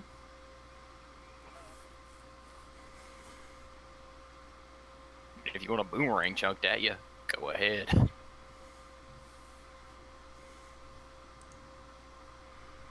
Just know if he throws water at you, I will save you.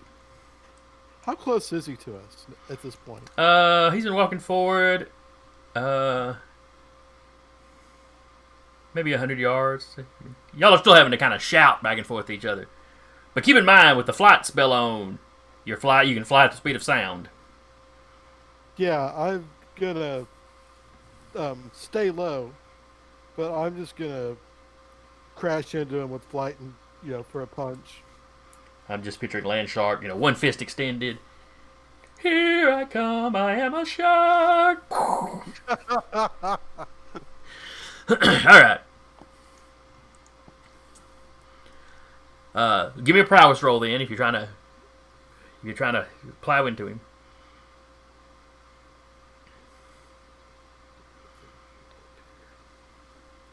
That's a cool looking boomerang. Yeah, I thought it was unique looking. For $3,000, it could be yours. It was apparently an actual antique one they had a picture of. I say antique, late 19th century, early 20th. All right, so that's a 9. His prowess. Yeah. You come down, you're taking a swing at him. He turns around and kind of bends for everybody else. It was like he's a contortionist, and he just kind of bends out of the way. And you continue down before you kind of pick back up. Your fist leaves kind of a furrow in the dirt.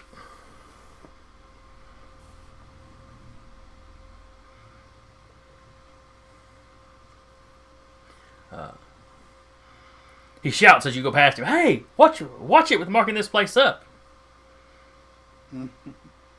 It's sacred, especially that place over there where I made water earlier." What?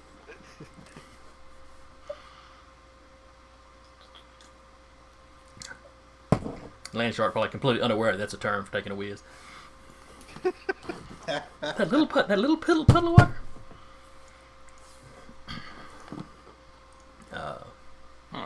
For God, you have a bladder the size of a gumball. Maybe you should have that checked out. I'm a deity. I have no reason to restrain myself. And yet somehow you have, because that's pathetic. Yeah, this honestly points to a larger health problem. You really, really need to see a specialist. I appreciate the fact that we all know we're gonna die here today. We've just decided to insult gods. Let's see. Well, Hey. Everlass. What is Everlass doing Yeah, before anybody takes extra actions? Yeah, she'd like to fly ahead and try to find Mr. Tennant. So she's gonna just try to zoom as quickly as she can on her new wings, and try to find out where he is, and All maybe right. where the other Bamapanas are. Give me an And awareness. back to Monaro. Awareness. Not particularly aware. I've only generated a 5 total. It may take me a while.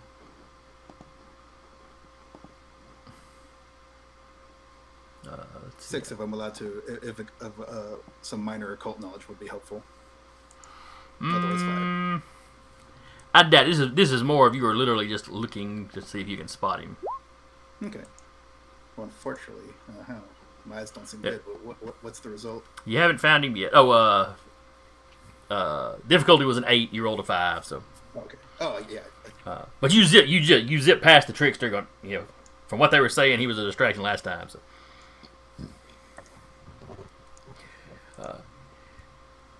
Muckboot, he begins to talk about your mother.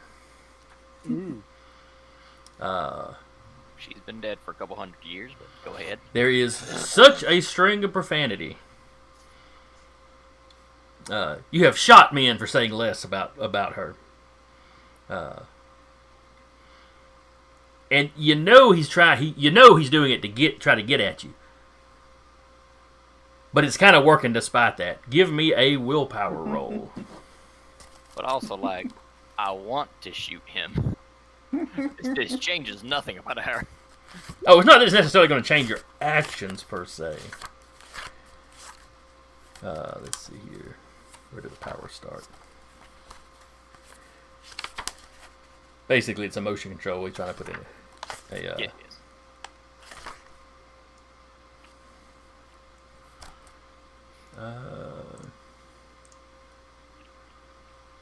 Let's see, it's emotion control versus aware. Oh, it's versus excuse me, it's not a willpower. I'm sorry, it was an awareness. I forgot. It's not so much that you're resisting it as you're realizing that it's an outside effect.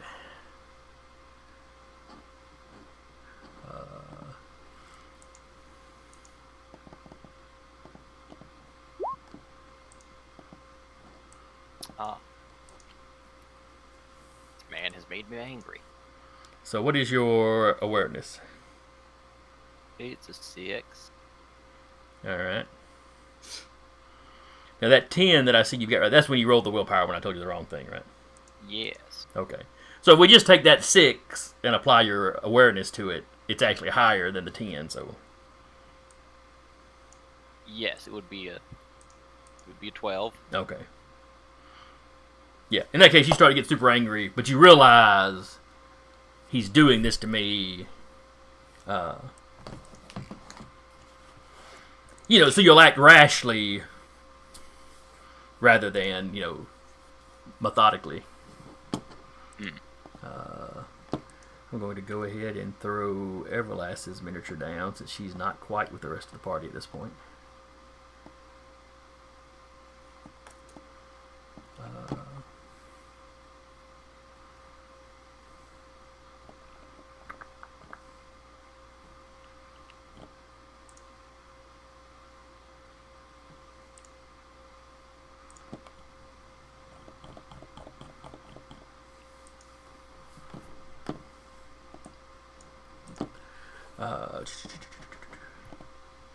All right.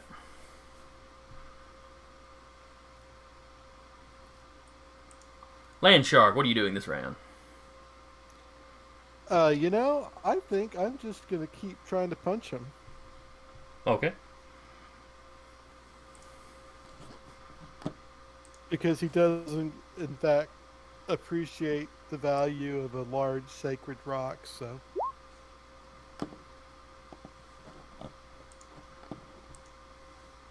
He'll behave, even though his prowess is tougher than mine. I still might get him. Oh, when he rolls a minimum, yeah.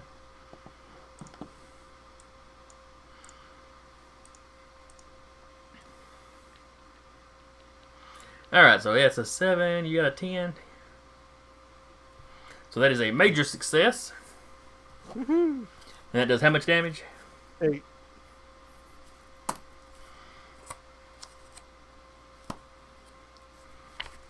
And that would be a super strength would be, or strength period would be a slamming. Alright, so give me another roll with your strength. A d6 plus your strength. And he will resist that with his strength. Which I believe is a... Alright, you rolled minimum, he rolled almost maximum.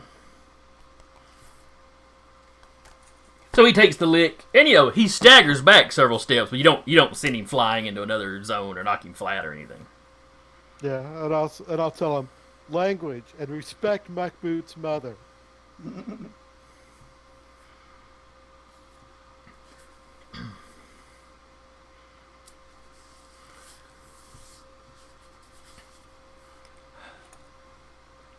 Look, the language I use is my thing. And how can I respect a mother that threw away, that kept what she should have thrown away and threw away the baby?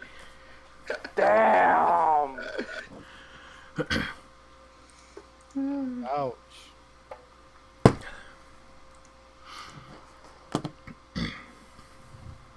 And while he's rubbing his jaw where you caught him, he's got a big old smile on his face. Y'all may not be having any fun, but he's enjoying himself.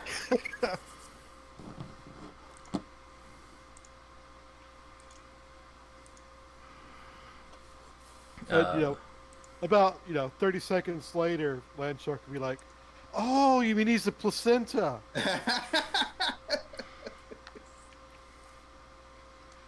Yeah, you get it. You get it eventually. Are one of you his caretaker? Not by choice.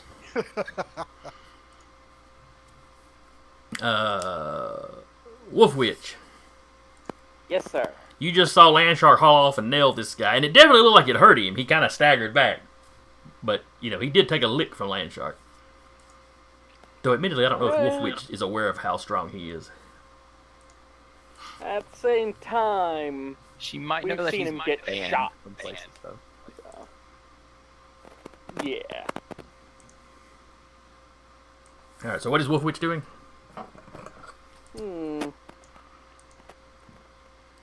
I'm going to prep the spell Nullification for magic. Okay. And that'll be my turn. Alright. This means that me and our wings are going bye-bye? Yes, we Let's see. Yeah, because you're spending this round pulling together that magic energy, which means you're not using your energy for other things. So yes, everybody's wings kind of go poof. Yeah, I tell everyone to, be on the ground if they aren't already. Okay, I will land. Yeah, y'all were all relatively close to the ground by that point. And you're still just close enough, Everlass, to hear something about land, so you're like, okay.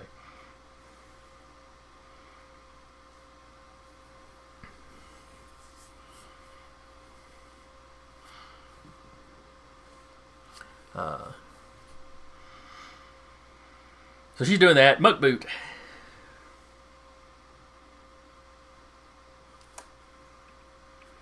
Muckboot. Yes. What you doing? Well, you said I must act rashly, correct? Well, he was trying to get you to act. Yeah, he was trying to get you to act rashly. Yes. Now his thing failed, so you're free to do as you wish. But... Okay. Then Muckboot will take the boomerang. Thank you for the walking stick. Now, if you excuse me, you ignorant git, I have to go somewhere. And starts trucking to get past him.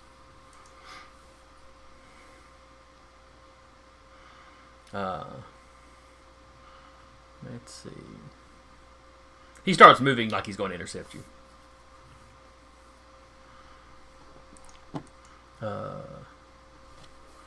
Everlass. You're continuing on foot, looking around. Yeah. I still have my super speed, so I can at least run as fast as like a car or something.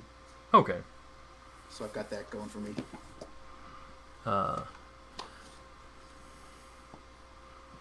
And keep in mind the large size of this rock, because Oh, sure. you probably shouldn't have been quite as far away as I put you now that I think about it. So yeah, you hear something about land, so you hit the ground by the time the wings disappear, then you just take off.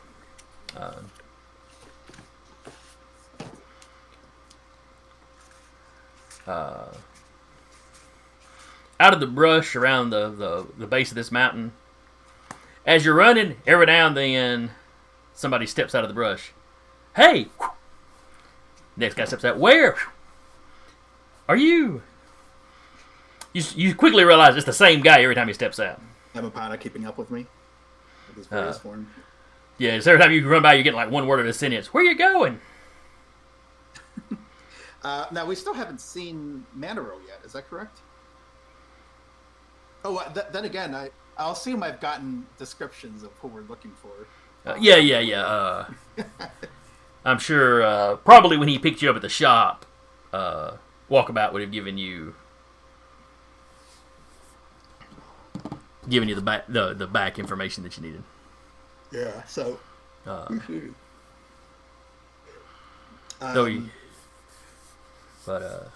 that there's been any pictures of you on the news or anything, because at the hospital y'all were actually careful not to say who it was that was after that's right. Tenet. We were keeping that quiet to avoid a ruckus. But yeah, I'm going to try to stay focused.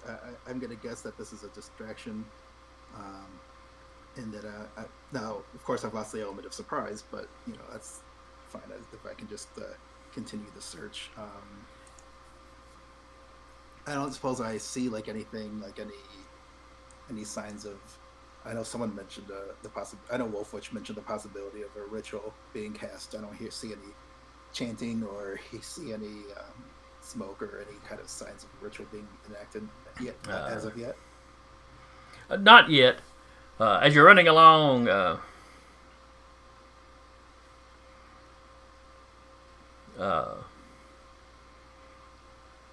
And I might not be going at full maximum speed since it's not exactly even ground here. and you're trying to look around, keep an eye out while you're doing stuff. But Yeah. as you move around, you hear kind of an odd noise behind you. Oh, okay. And when you glance around, you see Bamapana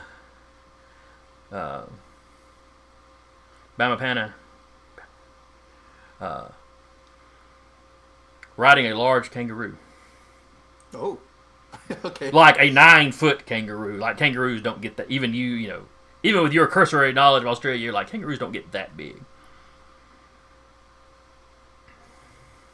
That's not a kangaroo. That's a tauntaun. Yeah. You also know people don't ride them, but that's not stopping him because Sure. He's like that. What are you looking for?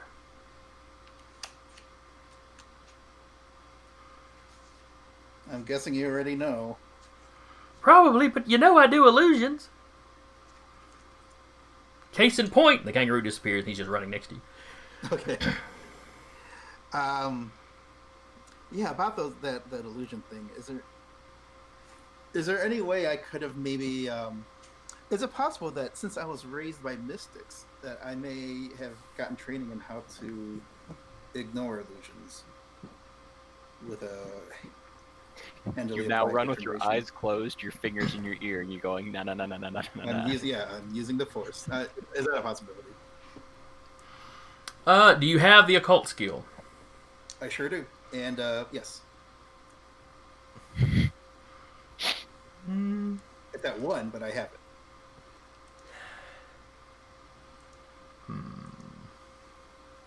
Because it occurs to me, if Bamapana can create illusions, he could also create an illusion that actually hides Monaro and Tenant. Mm-hmm.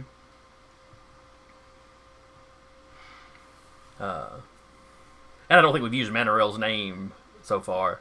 That is the shaman that's been doing the kidnapping. No, that's right, yes. I had not used his name because I couldn't find it on my notes, so I couldn't remember what it was. Luckily, I have a player that takes better notes than me. Or at least keeps his notes in one place. I think mine are scattered over a couple different pads. I say that and then right there it is. Uh-huh. I've got a list of Monaro. Okay. Anyway.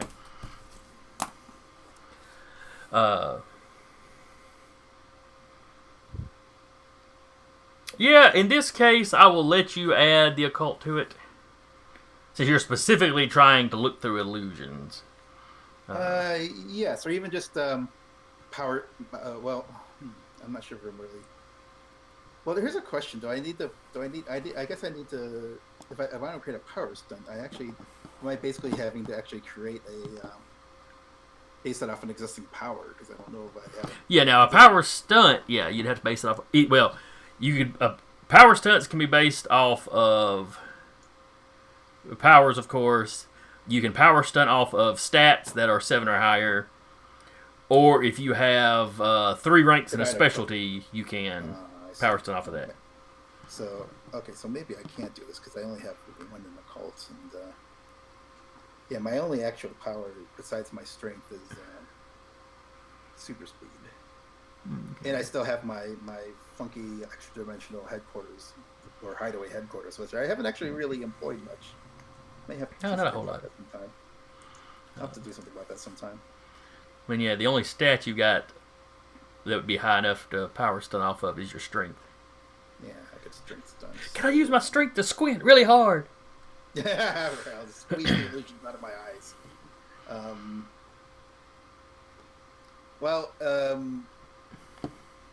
Now you could tap your quality raised by mystics to add 2 to a roll. That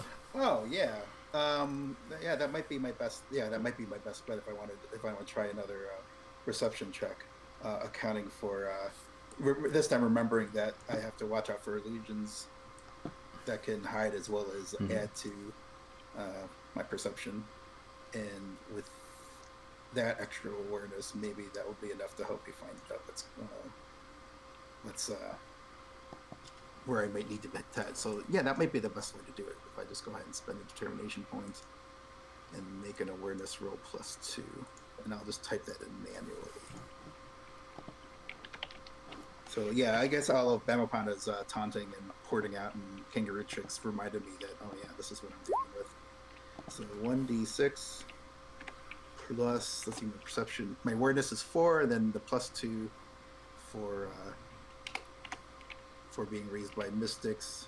1d6 plus 6, and I get 9 this time. All right, so that is a tie. The number you need to beat was a 9. You got a 9. That is a marginal success. Which essentially means that you barely succeed or perhaps fail, because that's a really useful description in things. In combat, that's where you do like half damage on a punch or whatever. But it's not that you see Monaro or Tenet.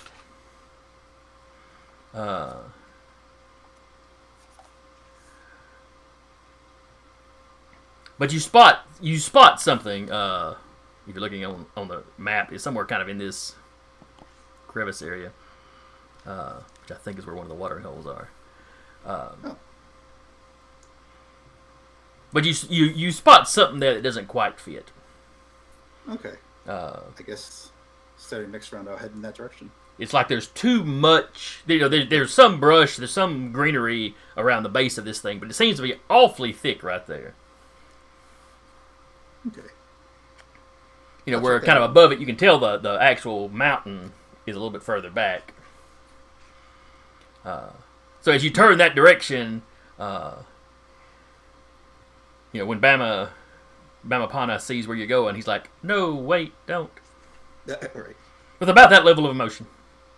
All right. Well, we'll see what's going on there next page, I guess. Though he is still keeping up with you pretty good. Sure. But he's making no physical actions against you during any of this. All right. He's just been talking to. In fact, he asks you,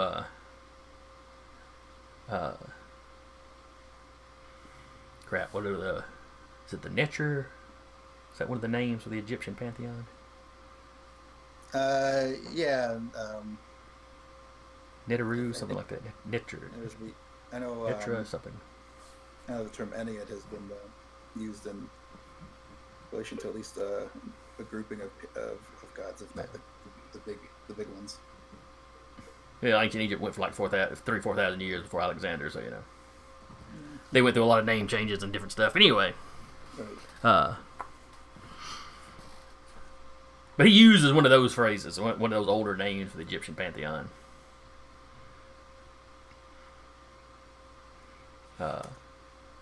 You tied to them?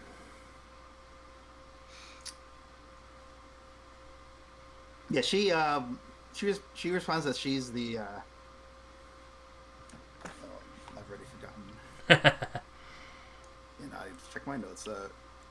She declares herself to be the champion of Zansu, who was I think she was kind of like the equivalent of a demigod, if I remember my origin remembering my origin properly.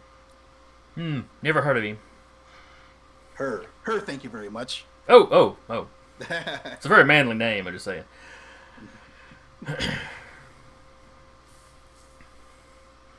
But I didn't keep up with I didn't keep up with them youngsters very well. I remember when Raw was just a little guy though. Just a little chicklet.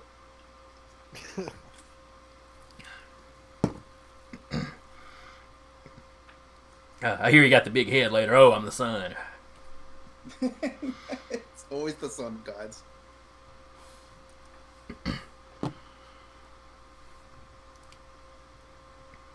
Of course, at least he wasn't running around like that Elagobble guy, calling himself the Unconquered Son. Arrogant git. Git's a new word I picked up. I kind of like it. And then we cut around to the more combative group. So Muckboot, like I said, Bamapana is moving in your direction. You know, kind of arms up, almost like a football player trying to get in your way. Well, except not trying to attack you, so I guess that doesn't work too well. But maybe more like somebody playing basketball trying to guard you. Right. Muckboot searches his infinite wisdom, which is none when it comes to gods. Or at least, Well, he really only had experience with the one growing up, so yeah. Alright. Gotta deal with this like I'm dealing with the Fae. I know what to do. Butted my gun across his face. Muckboot immediately turns directly in, charging at old Mabim Bam, and kisses him square on the lips. That does seem to take him by surprise. Give me a prowess roll.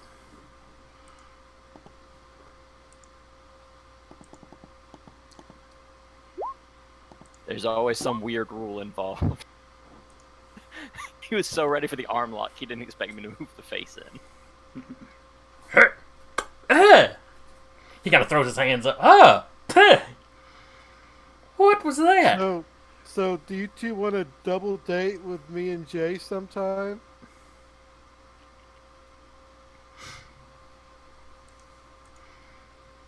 I have now stolen from you 2 ways of the word. Leave me. I have no idea what you're talking about, but that was disgusting. He's not one of the Fae, Muckboot. You just kissed him for no reason. I mean, he's very confused right now. But that was the thing you did. I heard that kissing assholes a thing kids do nowadays. Jeez. Hey, you should, Muckboot, you should create a cooties quality right now.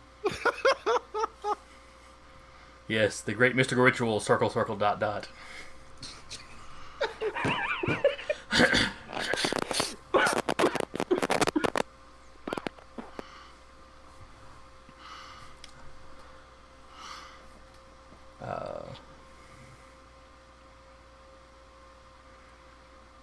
Now, when Muckboot does this, does he keep track? Does he keep moving past the guy, or? Yes, I continue to try to move. Okay, well, you get past him. You definitely got him distracted enough that you managed to slip past him.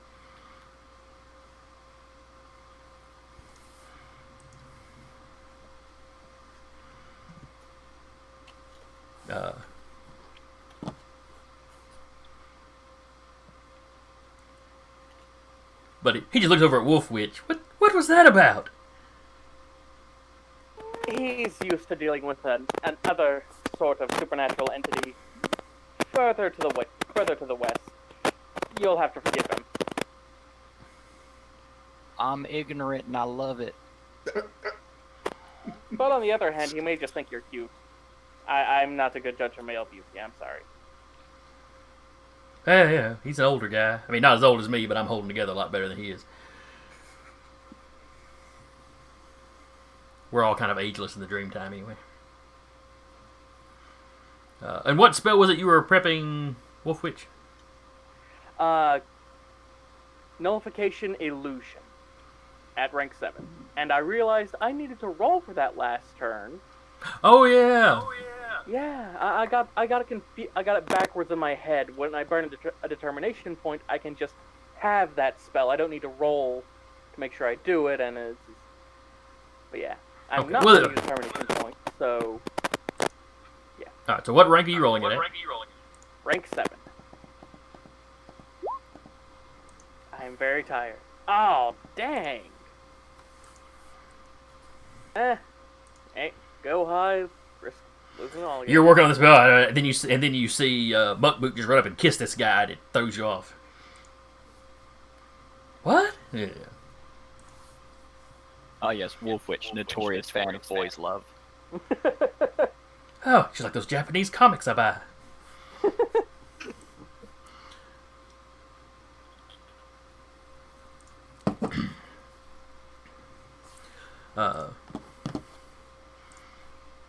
Or, maybe she's into older guys.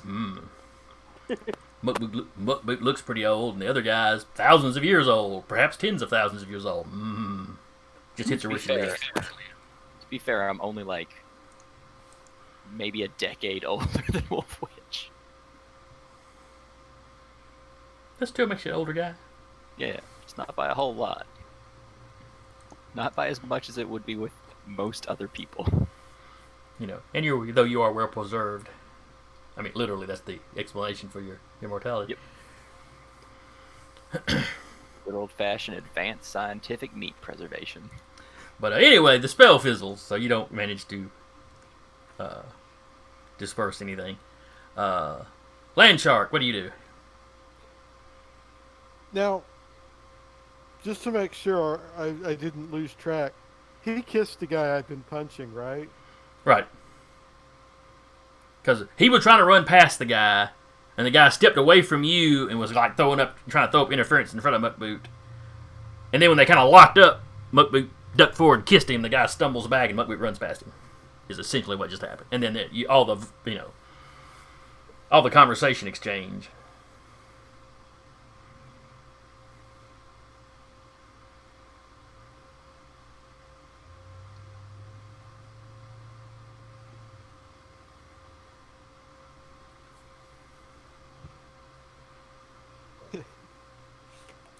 I think Landshark could feel really guilty, punching a guy that just came out.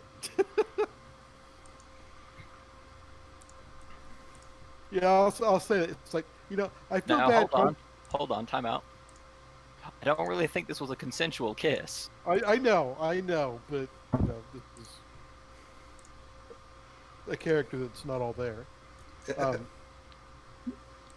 And I'll say that, it's like I feel bad punching the guy that just came out, and I'll throw a punch at him. Well, I'm pretty sure it was your buddy that just came out.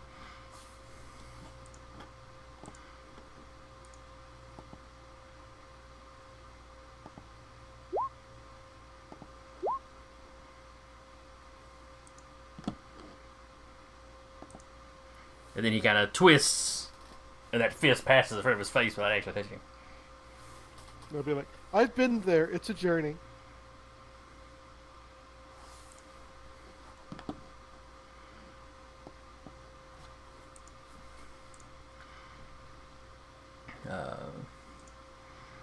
Marvel should hire us to write for Spider-Man. Because we always, just for no good reason, sass our opponents. He's literally a god. He can probably kill us if he wanted to. In some ways, he's a god of sass, though, so, And, I'm sure he appreciates it. So either we make him angry enough to kill us, or we accidentally pay homage and feed his power. Well, I mean, y'all might die. Speak for ourselves. I'll just lay down for a while. Someday I'll get back up. Yeah, but Everlass, you're trucking into that little canyon area.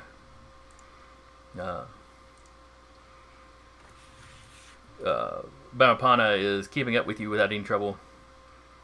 Though now it doesn't look like he's running. It looks like he's walking, but somehow he's still pacing you. You can't take your eyes off of where you're going long enough to really watch closely to see how he's doing it. But. Right. Did I spot anything unusual if I approach that area? As you hit that brush, it's like it just kind of fades back. Okay. And you see the greenery is actually much further back, and you do see a little bit of smoke. Like campfire level, not they've set the woods on fire or anything. And from next to you hear, "Oh no, you found him."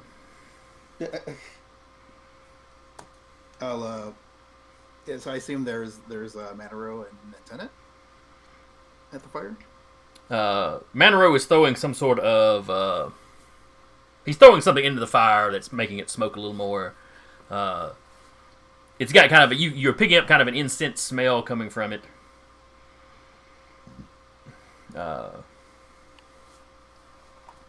Like a lot of cultures use various forms of incense and whatnot. Interestingly, the one a lot of the Aborigines used a lot, the smoke from it actually had like antimicrobial properties. And interesting enough, in addition to religious ceremonies, they would also use it when someone was giving birth. They'd have the incense going in and around the area, so they may not have known why it was helping, but it was actually helping some. And it's something that grows over there. I forget what it's called.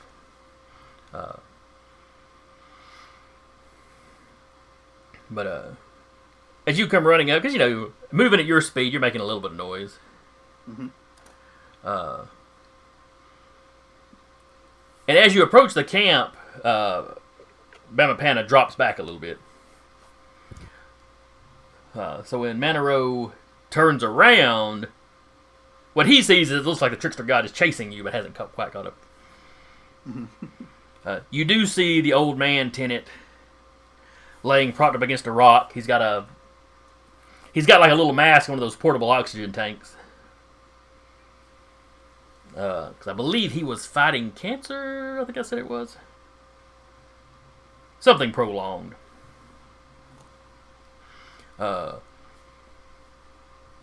Way over to one side, where there's actually like a little tent set up and some tents and stuff set up.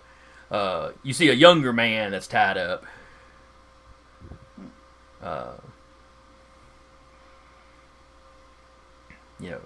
Oh, that could be the first tenant, the one from the car. Yes, the one that was trying to get away from the beach when the Sharknado showed up, and Everlass wasn't there, but you've been told about it by this point. Yeah. He doesn't appear to be harmed. He's tied up. He's gagged, but he doesn't appear to be harmed. There's even a little canopy up, so he's not like directly in the sun.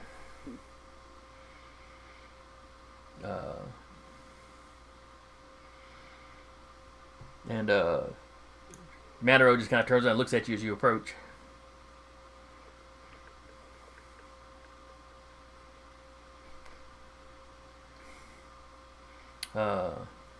Haven't seen you before.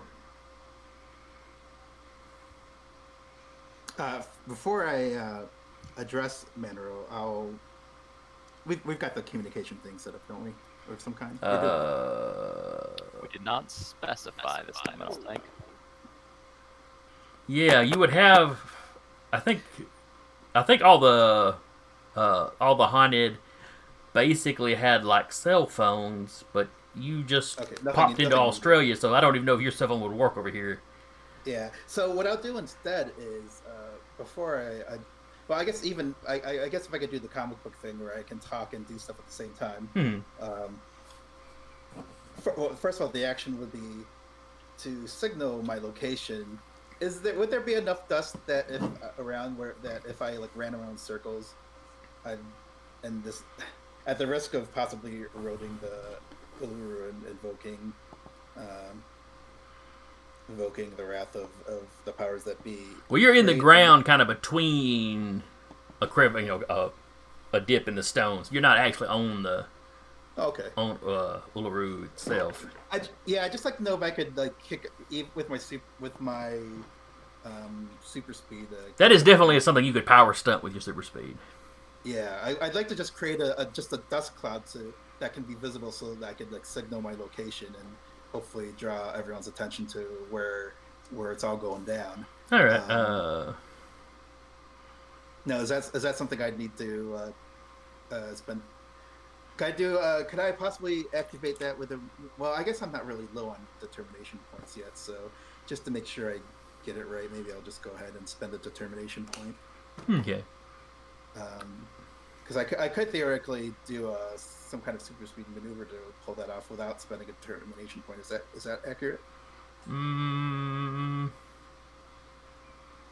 Yeah, I guess you're just trying to kick up dust, so yeah. I'd let you do that with just a super speed roll. Okay. But that'll be yeah, but I would have to roll that in this Yes, one. D6 plus 4. Yeah, just to make sure I get it, just for the sake of expediency, and to make sure that that I can get everyone else here as quickly as possible, I'll just go ahead and spend a determination point. Okay. Um. Which quality are you tapping? Well. That's a good question because I don't know. It might be a bit of a stretch for Warrior Reborn.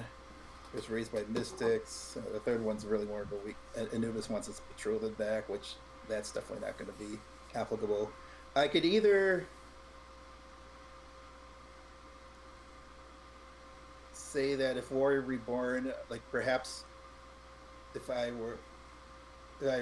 remember the tales of Zansu working with other champions, it would be enough of a reminder that I shouldn't necessarily try to do this solo. That might be what kind of motivates me to try to harness my super speed and mana to reunite the team in the location I've discovered our ultimate enemy at. Would that be enough of a justification? Oh, yeah, go for it. Okay, great. 10 is the number to beat. Yeah, following her. All right. Oh, okay, so if I do if I spend a determination point, do I still need to roll for it? That's right, you're doing it as a power stunt. Yes. Because I was worried about exactly the kind of roll you just generated. Yeah, you're just kicking up a lot of dust. We'll just let it go. Okay, appreciate it. You spent a point just to kick up dust, so. Yeah. I just wanted to make sure that it actually. I was just for safety's sake, and at least it seems in this case the safety was the caution was warranted, because I would have had a 1 in 6 chance of just matching that, let alone beating it. So yeah, I will. So as I kick up the dust, I'm sorry. What was? Can you remind me what Monaro said to me? I forgot what he just turned and looked at you. Huh? I've never seen you before. Oh. Right. I would introduce myself a champion that is a champion of powers that are younger than the ones you serve, but not to be trifled with. Just thinking back to what Bamapana thought about the Egyptian pantheon. I serve the old powers. I mean, not the really old powers that you do, but yeah, they're still pretty old.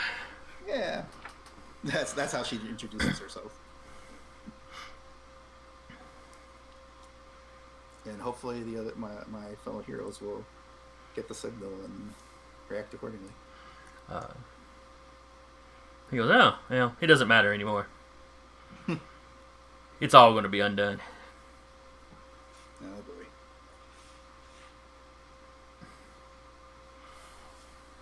That sounds ominous. You're really fast, but you're still too late. Well, since we're still here. It's not. It can't be too late if we're still here. The rainbow serpent's already awakening. It won't be too late.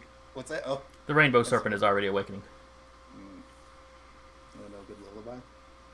He created everything. When he recreates everything, it will undo all that it currently is.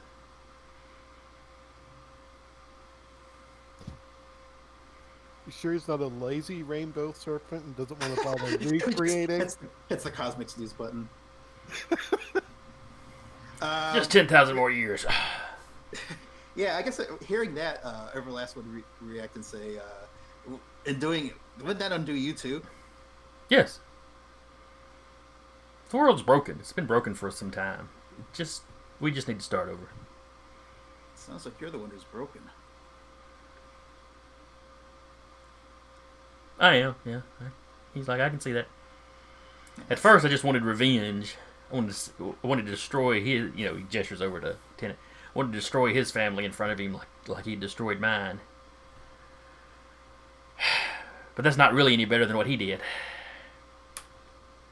I was just gonna. I mean, I was not to belittle what you've gone through. Trust me, I agree. You all got handed some shit, but yeah, I'm glad you recognize that. But now, so what's with the uncreation? Well, it's recreation. Maybe the next world won't be as broken. But you won't know that. You could just end up worse. Yeah, it could be. Yeah, wouldn't it be better to just can't we try to fix things as it is now? I mean, if you just I think it's too late for this one. He kind of sits, he sits down on a rock while he's talking to you. I think it's too late for this one. Hopefully, we'll all be remade in what's coming up, but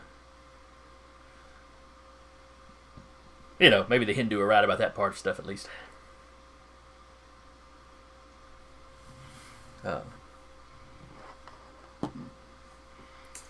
Their beliefs go back pretty far too. Yeah, I'm trying to think. Is there any way I could maybe muster up some? Would I know of any kind of mythological counter story to some kind of precedent in amongst the many myriad myths of the Aboriginal peoples that would indicate that his plan wouldn't work or could be doomed to failure, or again, with my very meager knowledge of I don't even know if a cult would even be applicable. This almost feels like more of a philosophy thing. Go ahead and give me a knowledge occult roll. Okay.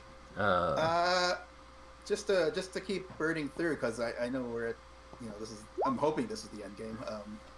I'd like to spend another determination point to tap my Raised by Mystics quality to back up my play for I guess we could call this trial by philosophical / mystical combat via discourse. Okay. If I may generate a knowledge occult roll, then add +2. That will be fine. While I'm and you were raised by mystics, so that gives you one you can tap into without any trouble. So. This is kind of yeah, exactly, yeah. So 1d6 plus 1 for the occult, and then another 2 for the quality for the determination tag. guy. Yeah, so I'm down to 1 determination point, but that's okay. Let's see what happens here. Another 9. All right, 6 was the number to beat, so you beat it by 3. Okay. So that's a major success. Okay.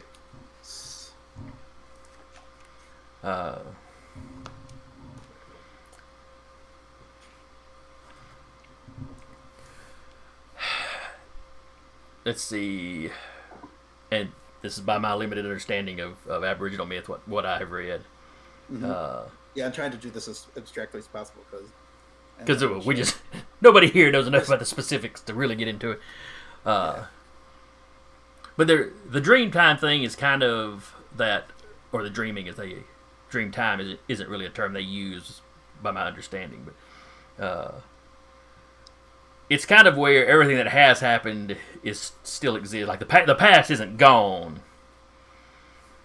And what they refer to as the dreaming or the dream time tends to be a lot of times though people will refer to it as kind of the time before everything kind of got started, or kind of that mythical kind of era. But it kind of exists on both sides, both ends of what we think of as time. I'm not sure they have a full reincarnation sort of thing going on, but something one story I read made it feel like the dream time would come again. Like there might be some kind of cycle, which is clearly what this guy is banking on. But you could start talking to Everlass could start talking to him about the fact that by what she understands of his beliefs, none of this is actually going away. You can't unmake something. It's always going to exist in the dream time, because all time, everything that has ever happened, everything that will ever happen, exists in the dream time somewhere. Kind of making the argument that this is a futile gesture. You can't just make, you just can't make all this, have not happened. Mhm. Even with what he's trying. So give me a willpower roll versus his willpower. Okay. The previous roll being, how grounded in his belief system you can kind of, stuff you can reference.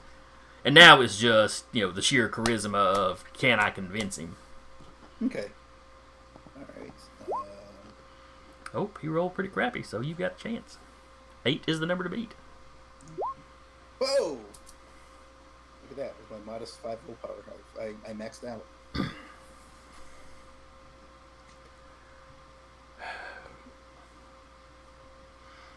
You make a pretty big, you make a convincing case to him. He's upset. He starts talking to you about, how long he looked for his daughter, how unfair it was. I'm not reading anymore, by the way. I'm kind of like, I want to be focused on what he's saying at this point. And hopefully I've kept both us to where, our location is marked. But, he kind of goes into his his tragic backstory kind of thing. Not to make a light of it, but, and then when he found his daughter, she had no interest in her culture, she had kind of fully integrated.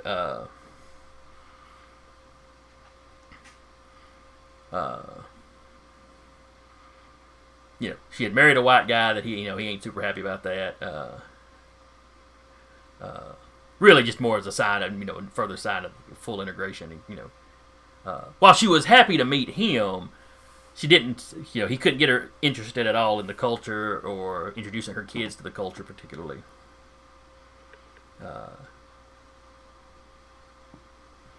And when it all winds down, he comes to realize how much of his action is really just based on, I'm hurting and don't want to deal with this anymore, as opposed to this is something that would actually help his people as a whole.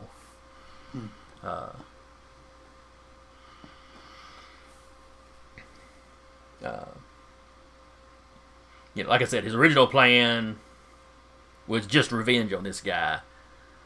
And then that didn't seem to be enough, and he managed to enlist Bamapana for help, and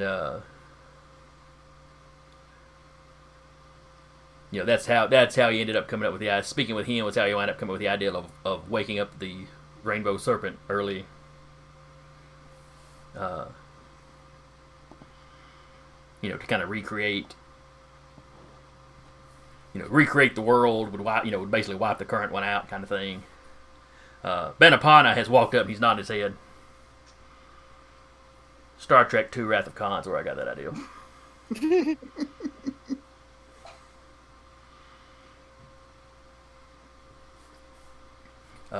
But it's I didn't think he could pull it off, so this is a prank that's gone a little far.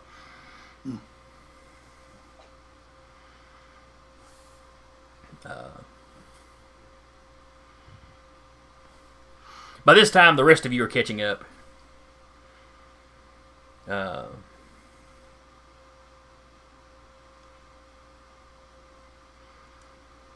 As y'all were kind of coming up close to this area here,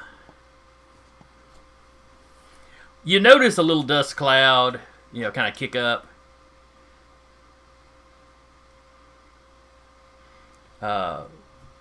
But you don't pay much attention to it until you run across a sign that says, "Hey, watch that cloud," and has an arrow kind of pointing up.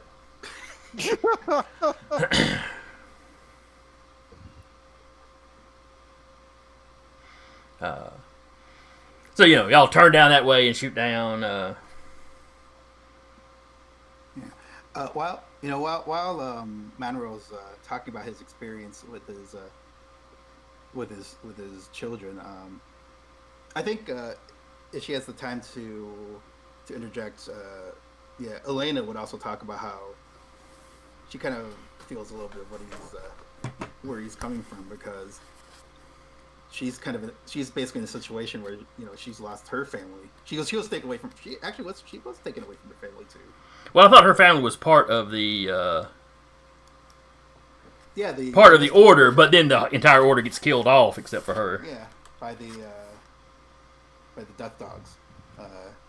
And so in a way, her family's a brick from her too, and she's kind of found herself something of a new family, but she's on, and otherwise she's on her own, and it's hard living in a society that's like so alien to what you're raised in.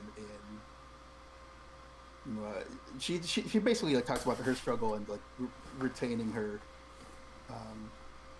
her beliefs and her upbringing, and how she feels like sometimes it feels like just superheroing is her only chance to like really stay connected to her family, because that's what she was raised to do, is harsh and upbringing that was at times.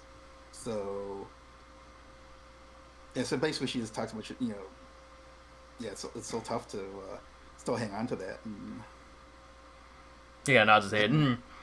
Yeah. But you but you honor their teachings in doing that. Yeah, doing stuff like picking up dust storms in the middle of Australia. The wind does that often enough. He's like, but at least you're trying to honor them. What I'm doing isn't honoring anybody, is it? I mean, it's not going to help my daughter. It's not going to help me. It's not going to help the others that were lost or stolen, rather.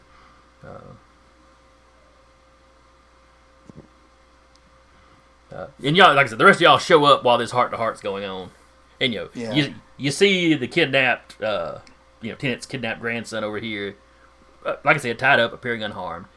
I kind of see us like just sitting on the ground, cross-legged, just talking, and as I hear everyone approach, I just like kind of gesture like this to show that it's not fighting time. Just try to indicate that. The older Tennant looks in bad shape, but not like he's been beaten up. Just like laying in a hospital bed, he look like he's in bad shape. Like I said, he's got the mask and the oxygen tank.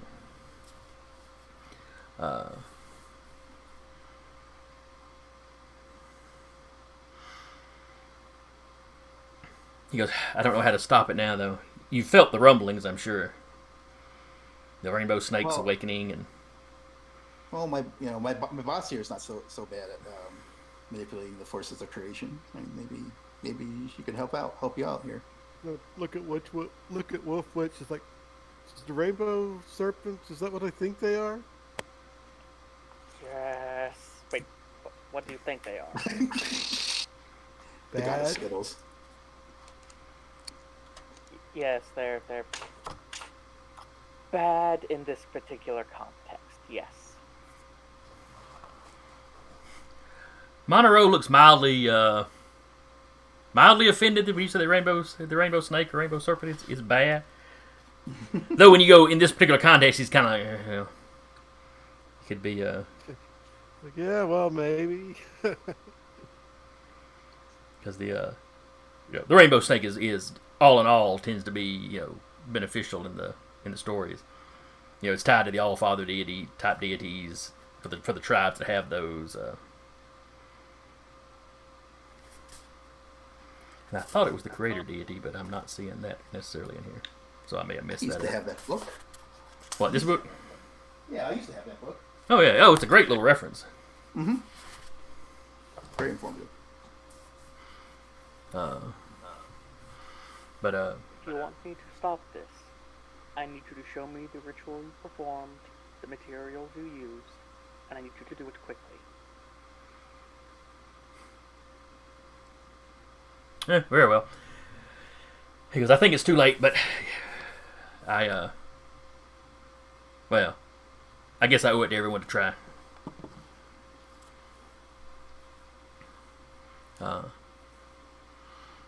And he shows you the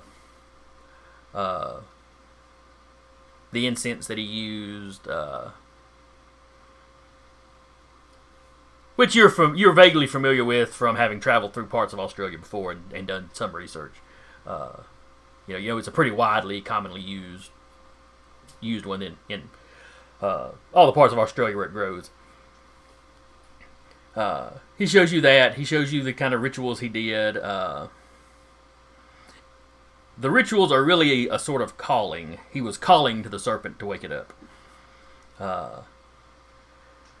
he would not have had his powers would not have had enough oomph to do it on his own. That's why he's here. The sight amplified what he was doing. You know, kind of like you yelling to somebody, but they're too far away. But you stick a megaphone in front of your mouth and do the yelling. He tells you he's pretty sure other things would have heard it as well, but they did, unfortunately.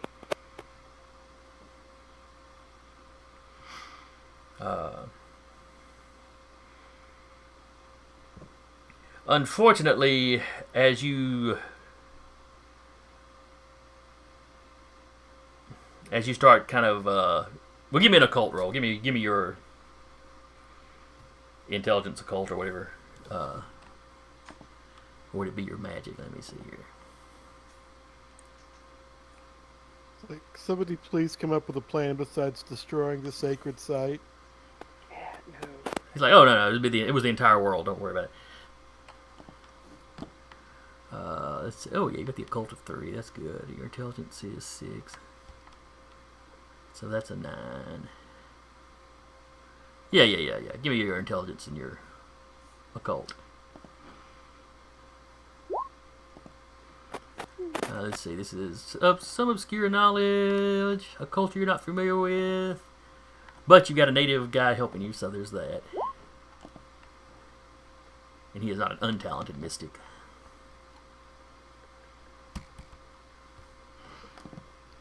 All right, you beat the difficulty by 5. All right.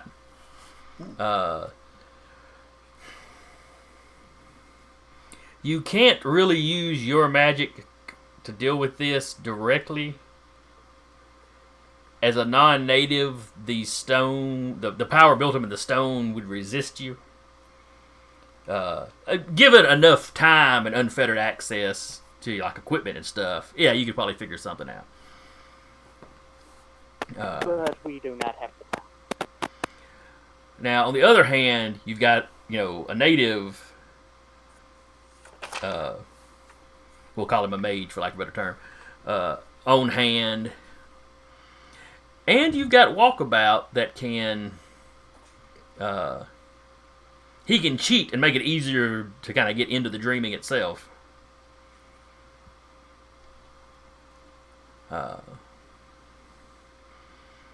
So using those two things, you think perhaps you can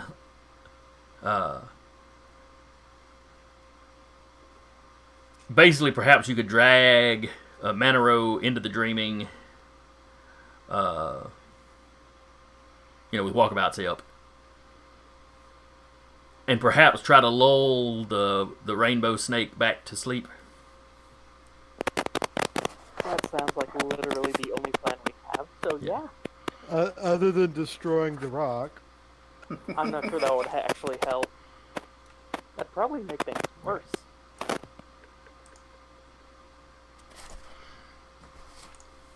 But Monaro is willing to help in whatever way he can. He seems to be pretty repentant that he has terribly screwed things up. Bamapana seems to be just kind of standing to one side and watching things unfold at this point.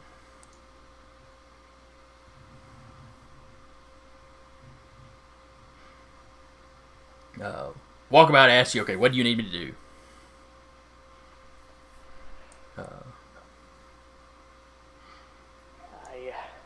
I need you to help pull him into the dreaming. If we all band together, pull our resources and our talents, he may be able to lull the creatures back to sleep. All right. So what you wind up doing? We're a little after 4 now, so we're gonna go ahead and kind of wrap this up because y'all talked him down. So most of you see Walkabout takes Wolf Witch's hand.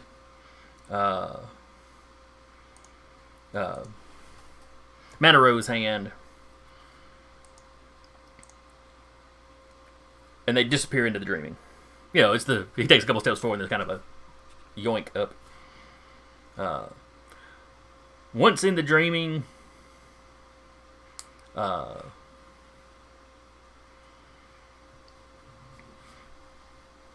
I'm gonna say y'all had some conversation about this.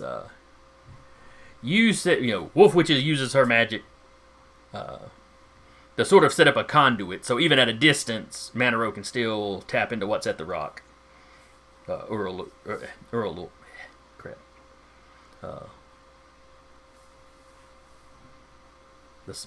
The stone. I'm blanking on it. I know I'm horrible at these names. I should practice them more, if I'm going to be using them so much. But Uluru. It's hard when they're from a different culture. Honestly, I keep forgetting. I know there's 3 U's in the name, and I keep forgetting where the L and the R's go. But that's on me. It's not actually the worst name to try to pronounce. But Uluru. Anyway, she sets up a conduit so he can keep tapping onto Uluru even at a distance. And Walkabout, basically, that's something that was circling Australia. It's closer to the surface now, so you can constantly see all the different rainbow colors. That as he races down closer to the ocean and kind of over it, you realize it's multicolored. It's scales of different colors in different bands running up and down the snake.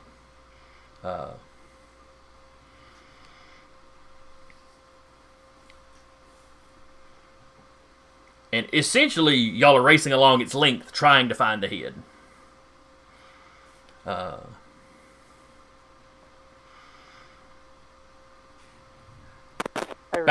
really hope we're going in the right direction. Well, it's a you hear Walkabout's like, well, it's made itself a circle, so any direction should lead there eventually. I just hope if we're going with it, I'm just hoping I'm faster enough that I can catch up with it. Now back in the physical world, y'all are feeling some little shakes again. You're seeing the southern lights, which are not usually bright enough to be seen during the day, nor this far into Australia.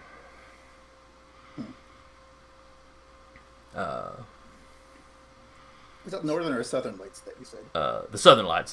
It's not the Aurora Borealis. It's the crap. I think you rattled the name. Australis. Yeah, Australis. That's not the hero, but the actual phenomenon. Right.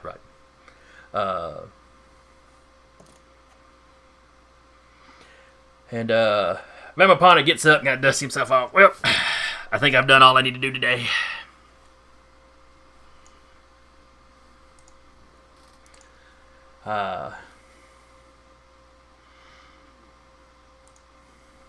Yeah, thanks for joining us or something. Oh, well, he wanted some help getting, paying that guy back. I was fine with that. I may have accidentally suggested the rainbow snake to him. Yeah, thanks for that, by the way. Yeah, well, sometimes pranks go a little awry. I really just he kind of gestures over to the old tenant. I really just, intended to help him teach that guy a lesson, and and then teach him a lesson about, trying to bully gods into helping him.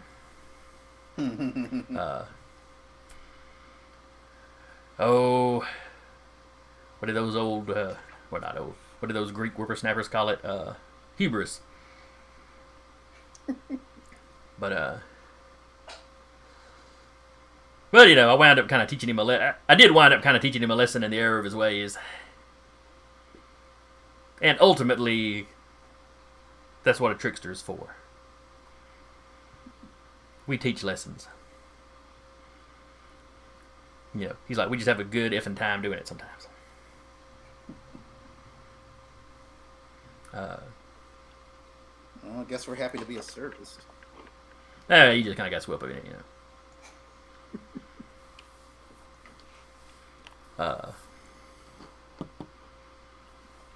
He kind of gestured to Landshark, might have been better if, he'd had his boy with him.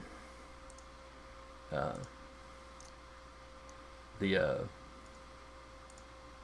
crap. I forget what is Jay's full title. Oh, Saint Moon El Bruja. Saint Moon. Yeah. The Saint Moon is even out here we're aware of the top tier mages. And that is a Curtis. That is a title that kind of passes, isn't it? Yeah, it is. Okay. They're not all super, not all super powerful, but they would all be Brujos or Brujas. I don't even know how you'd say Bruex, whatever the genderless version is. Yeah, I don't know if that's a tradition that is I don't know if that vocabulary is caught up. But anyway, he just gets up, says a little piece to y'all, then kind of strolls off. Well, after walking by Muckboot and just making a hand gesture, not the kind of hand gesture you make, but like a hand it over kind of gesture. Hand over what? You still had his my walking stick. Yeah, you threw it at us. It's ours now.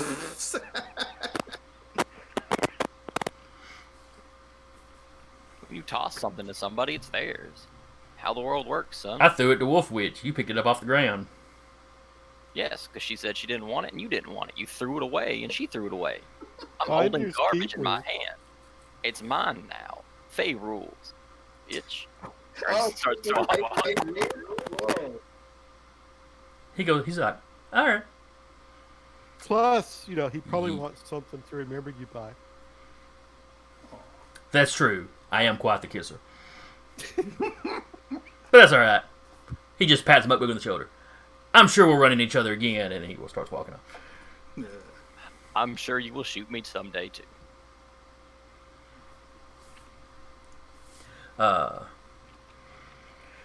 Back in the dreaming, you're racing around. You finally catch up with what you know is what you can see enough of to know is the head. He drops down low. Wolf Witch, what was your plan at this point? It was more of a suggestion of a plan. Oh. We're all gonna die, aren't we? That's a very real possibility, yes.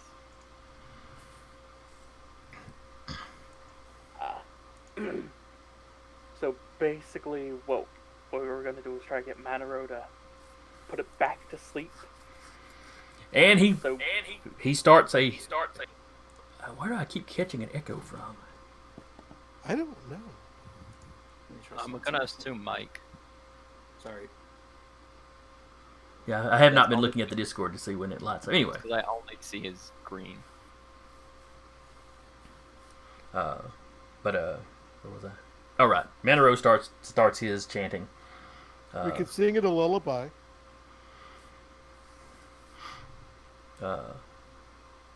Maybe that's what he's doing. You don't know. But no, he starts a chanting, and the serpent slows, comes to a stop, and then rises up out of the water. And faces all of you. I say stops. It's more like he matches speed with you. Because Walkabout rather can't.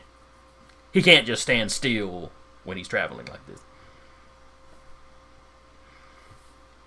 So you're still essentially traveling in a circle around the continent. Though it's a wide enough circle, you don't really realize, feel that. But the serpent rises and kind of matches speed with you.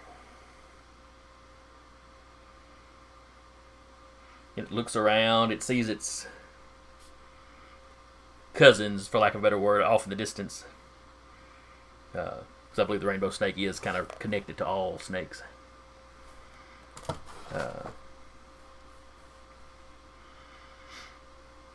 It's too early.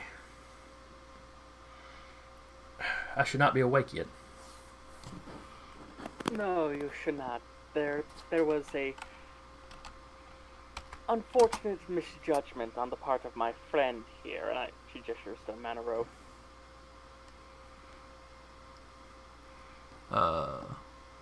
And Monaro begins to explain what he has done.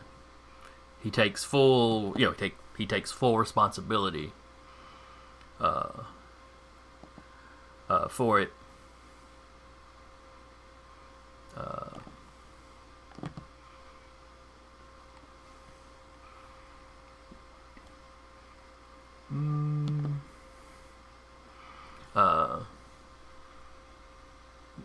And the snake nods. It even seems sympathetic. You can read emotions on his face much better than you could an actual, intelligent serpent in the physical world.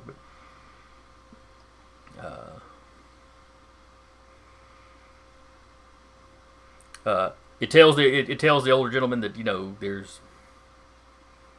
there must be consequences for his actions. That basically he's not going to be allowed to return home.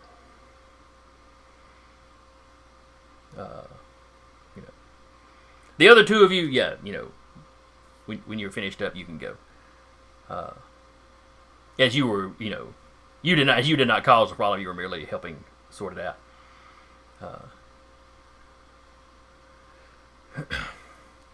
He tells you there may be some minor repercussions from his movements on Earth.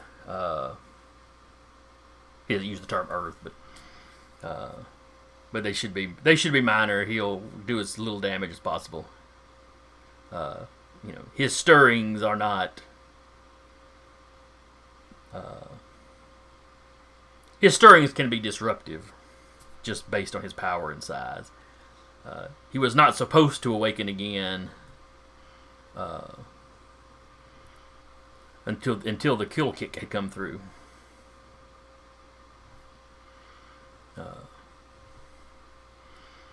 And neither Walkabout nor Wolfwitch may have a clue what those are. But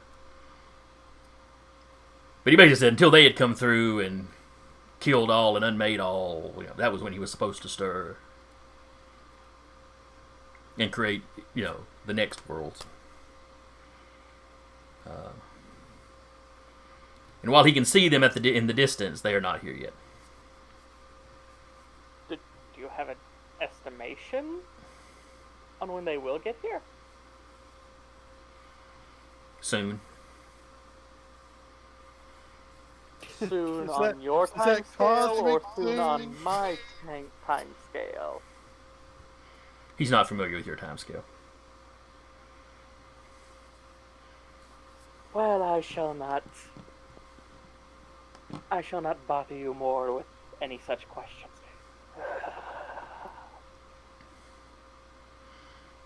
Thank you for your grace and understanding. It nods and begins sinking back into the water. Back in the physical world, there's still some shaking going on. It's not really getting any more violent. And then it starts to calm down. That kind of borealis effect you were seeing, or australis, southern lights, they start to fade.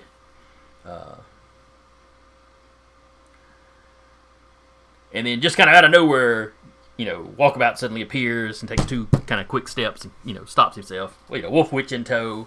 Monaro you don't see. From your point of view, Wolfwitch, Walkabout started to go in for the landing, and Monaro let go and was just kind of standing there in the air as the rest of you went down. You don't know if that means he's dead and like a ghost, or if he's just sort of exiled from the physical world. You'd have to do some studying to try to figure out exactly what the serpent did to him.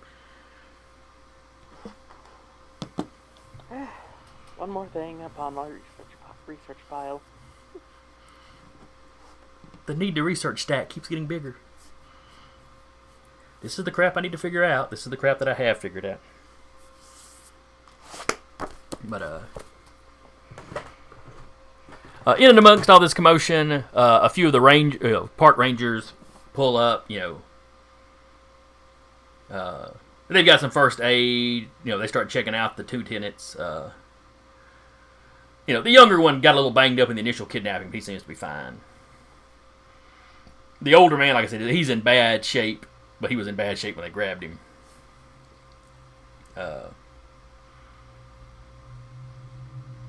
He has not said much.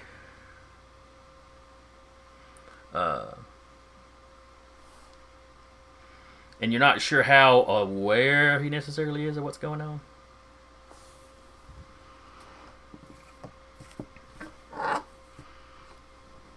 Because, you know, he was an active politician in the 70s, so he's good and old now.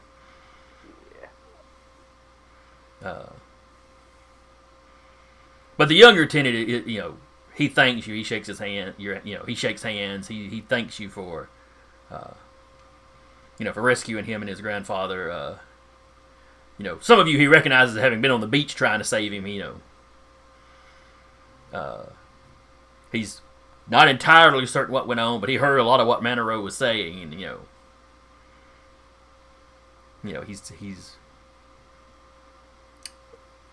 he's still glad that you stopped him.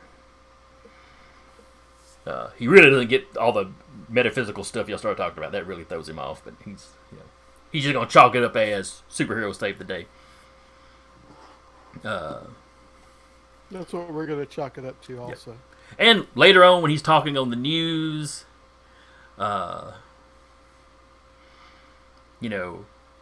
he does say who it was that was behind it all, but he also plays up, Walkabout's role in stopping it. Not that he steals any of the limelight from y'all, but there doesn't appear like there's going to be any kind of backlash against, the native peoples or anything. Like there might be if, the general population went, wait, some of them are actually magical? Though in this world, that's not that unusual. Anywho. So that wraps up. If y'all don't have anything else to do, Walkabout is happy to, give you a tour, a tour of Australia. Actually, there is one thing which would like to do. Oh, yes, what's that? She would like to send a text to the number the Crucible's people gave her and ask, what the hell are the kill kit?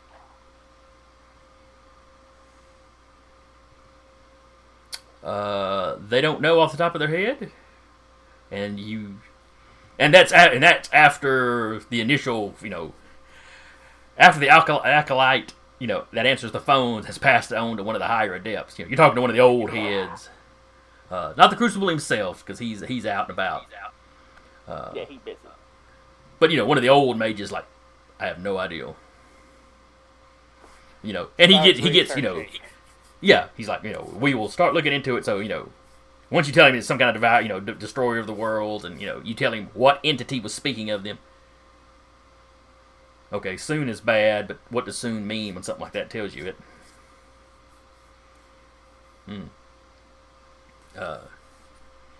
He assures you if they discover anything, he will pass that information along. Delightful, thank you.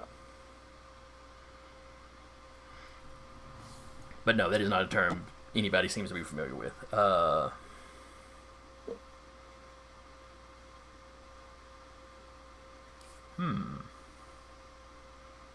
Mugboot, you've palled around in the galaxy, though, haven't you? Yep. Some of the greatest hunters in multiple star systems. Do I need a roll to see if I know what a quill kick is? Yeah, give me a intelligence. If you have any kind of knowledge that would apply. No.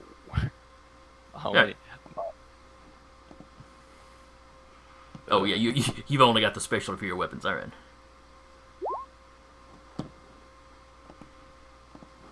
Alright, this is relatively obscure.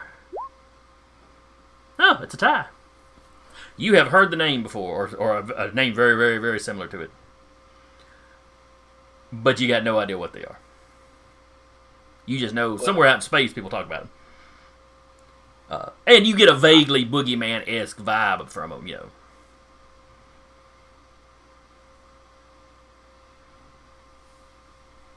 Wolfwitch, I've heard the name before.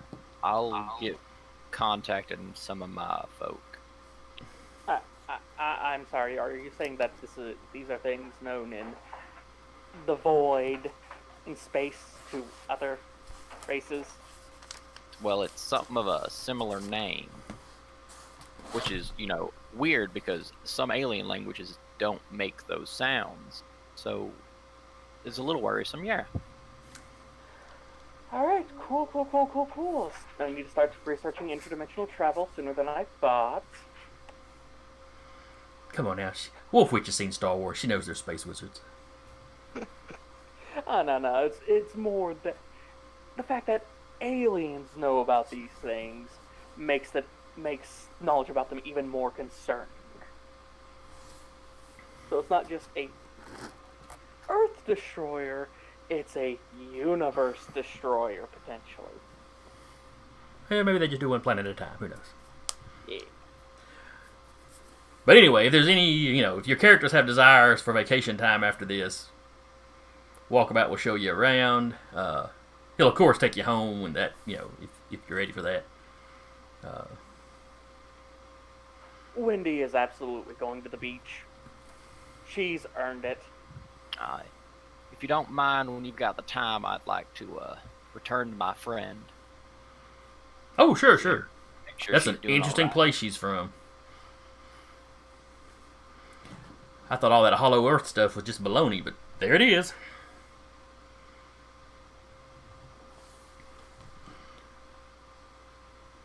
Yeah, it's not all hollow. It's more like pockets. Well, that's true. It's like big tunnels, I don't think of it. Gramps seemed to know something about that. I may have to ask him about that.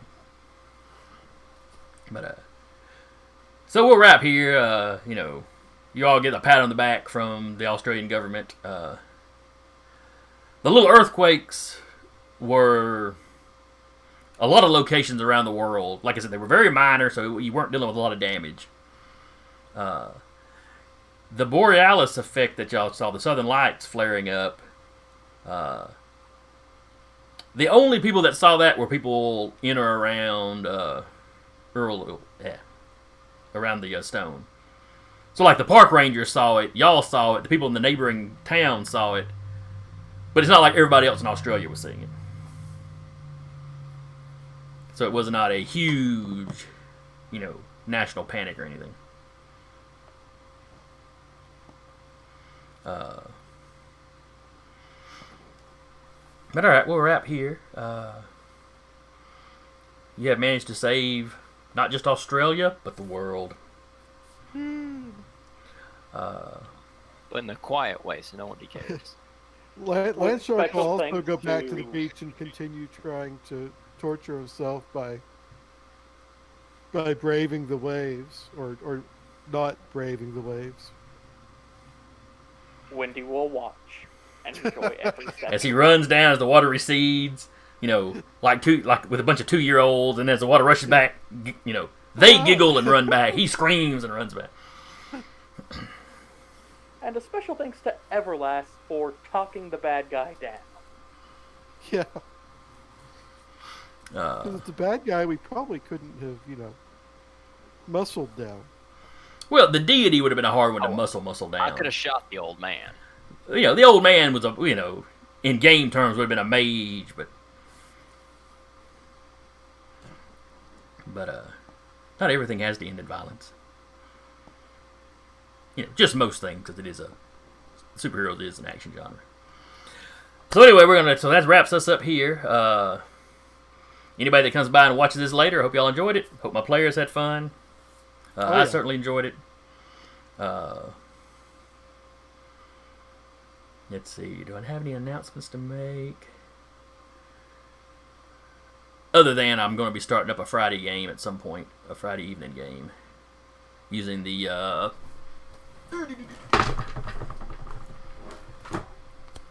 Lamentations of the Flame Princess rules.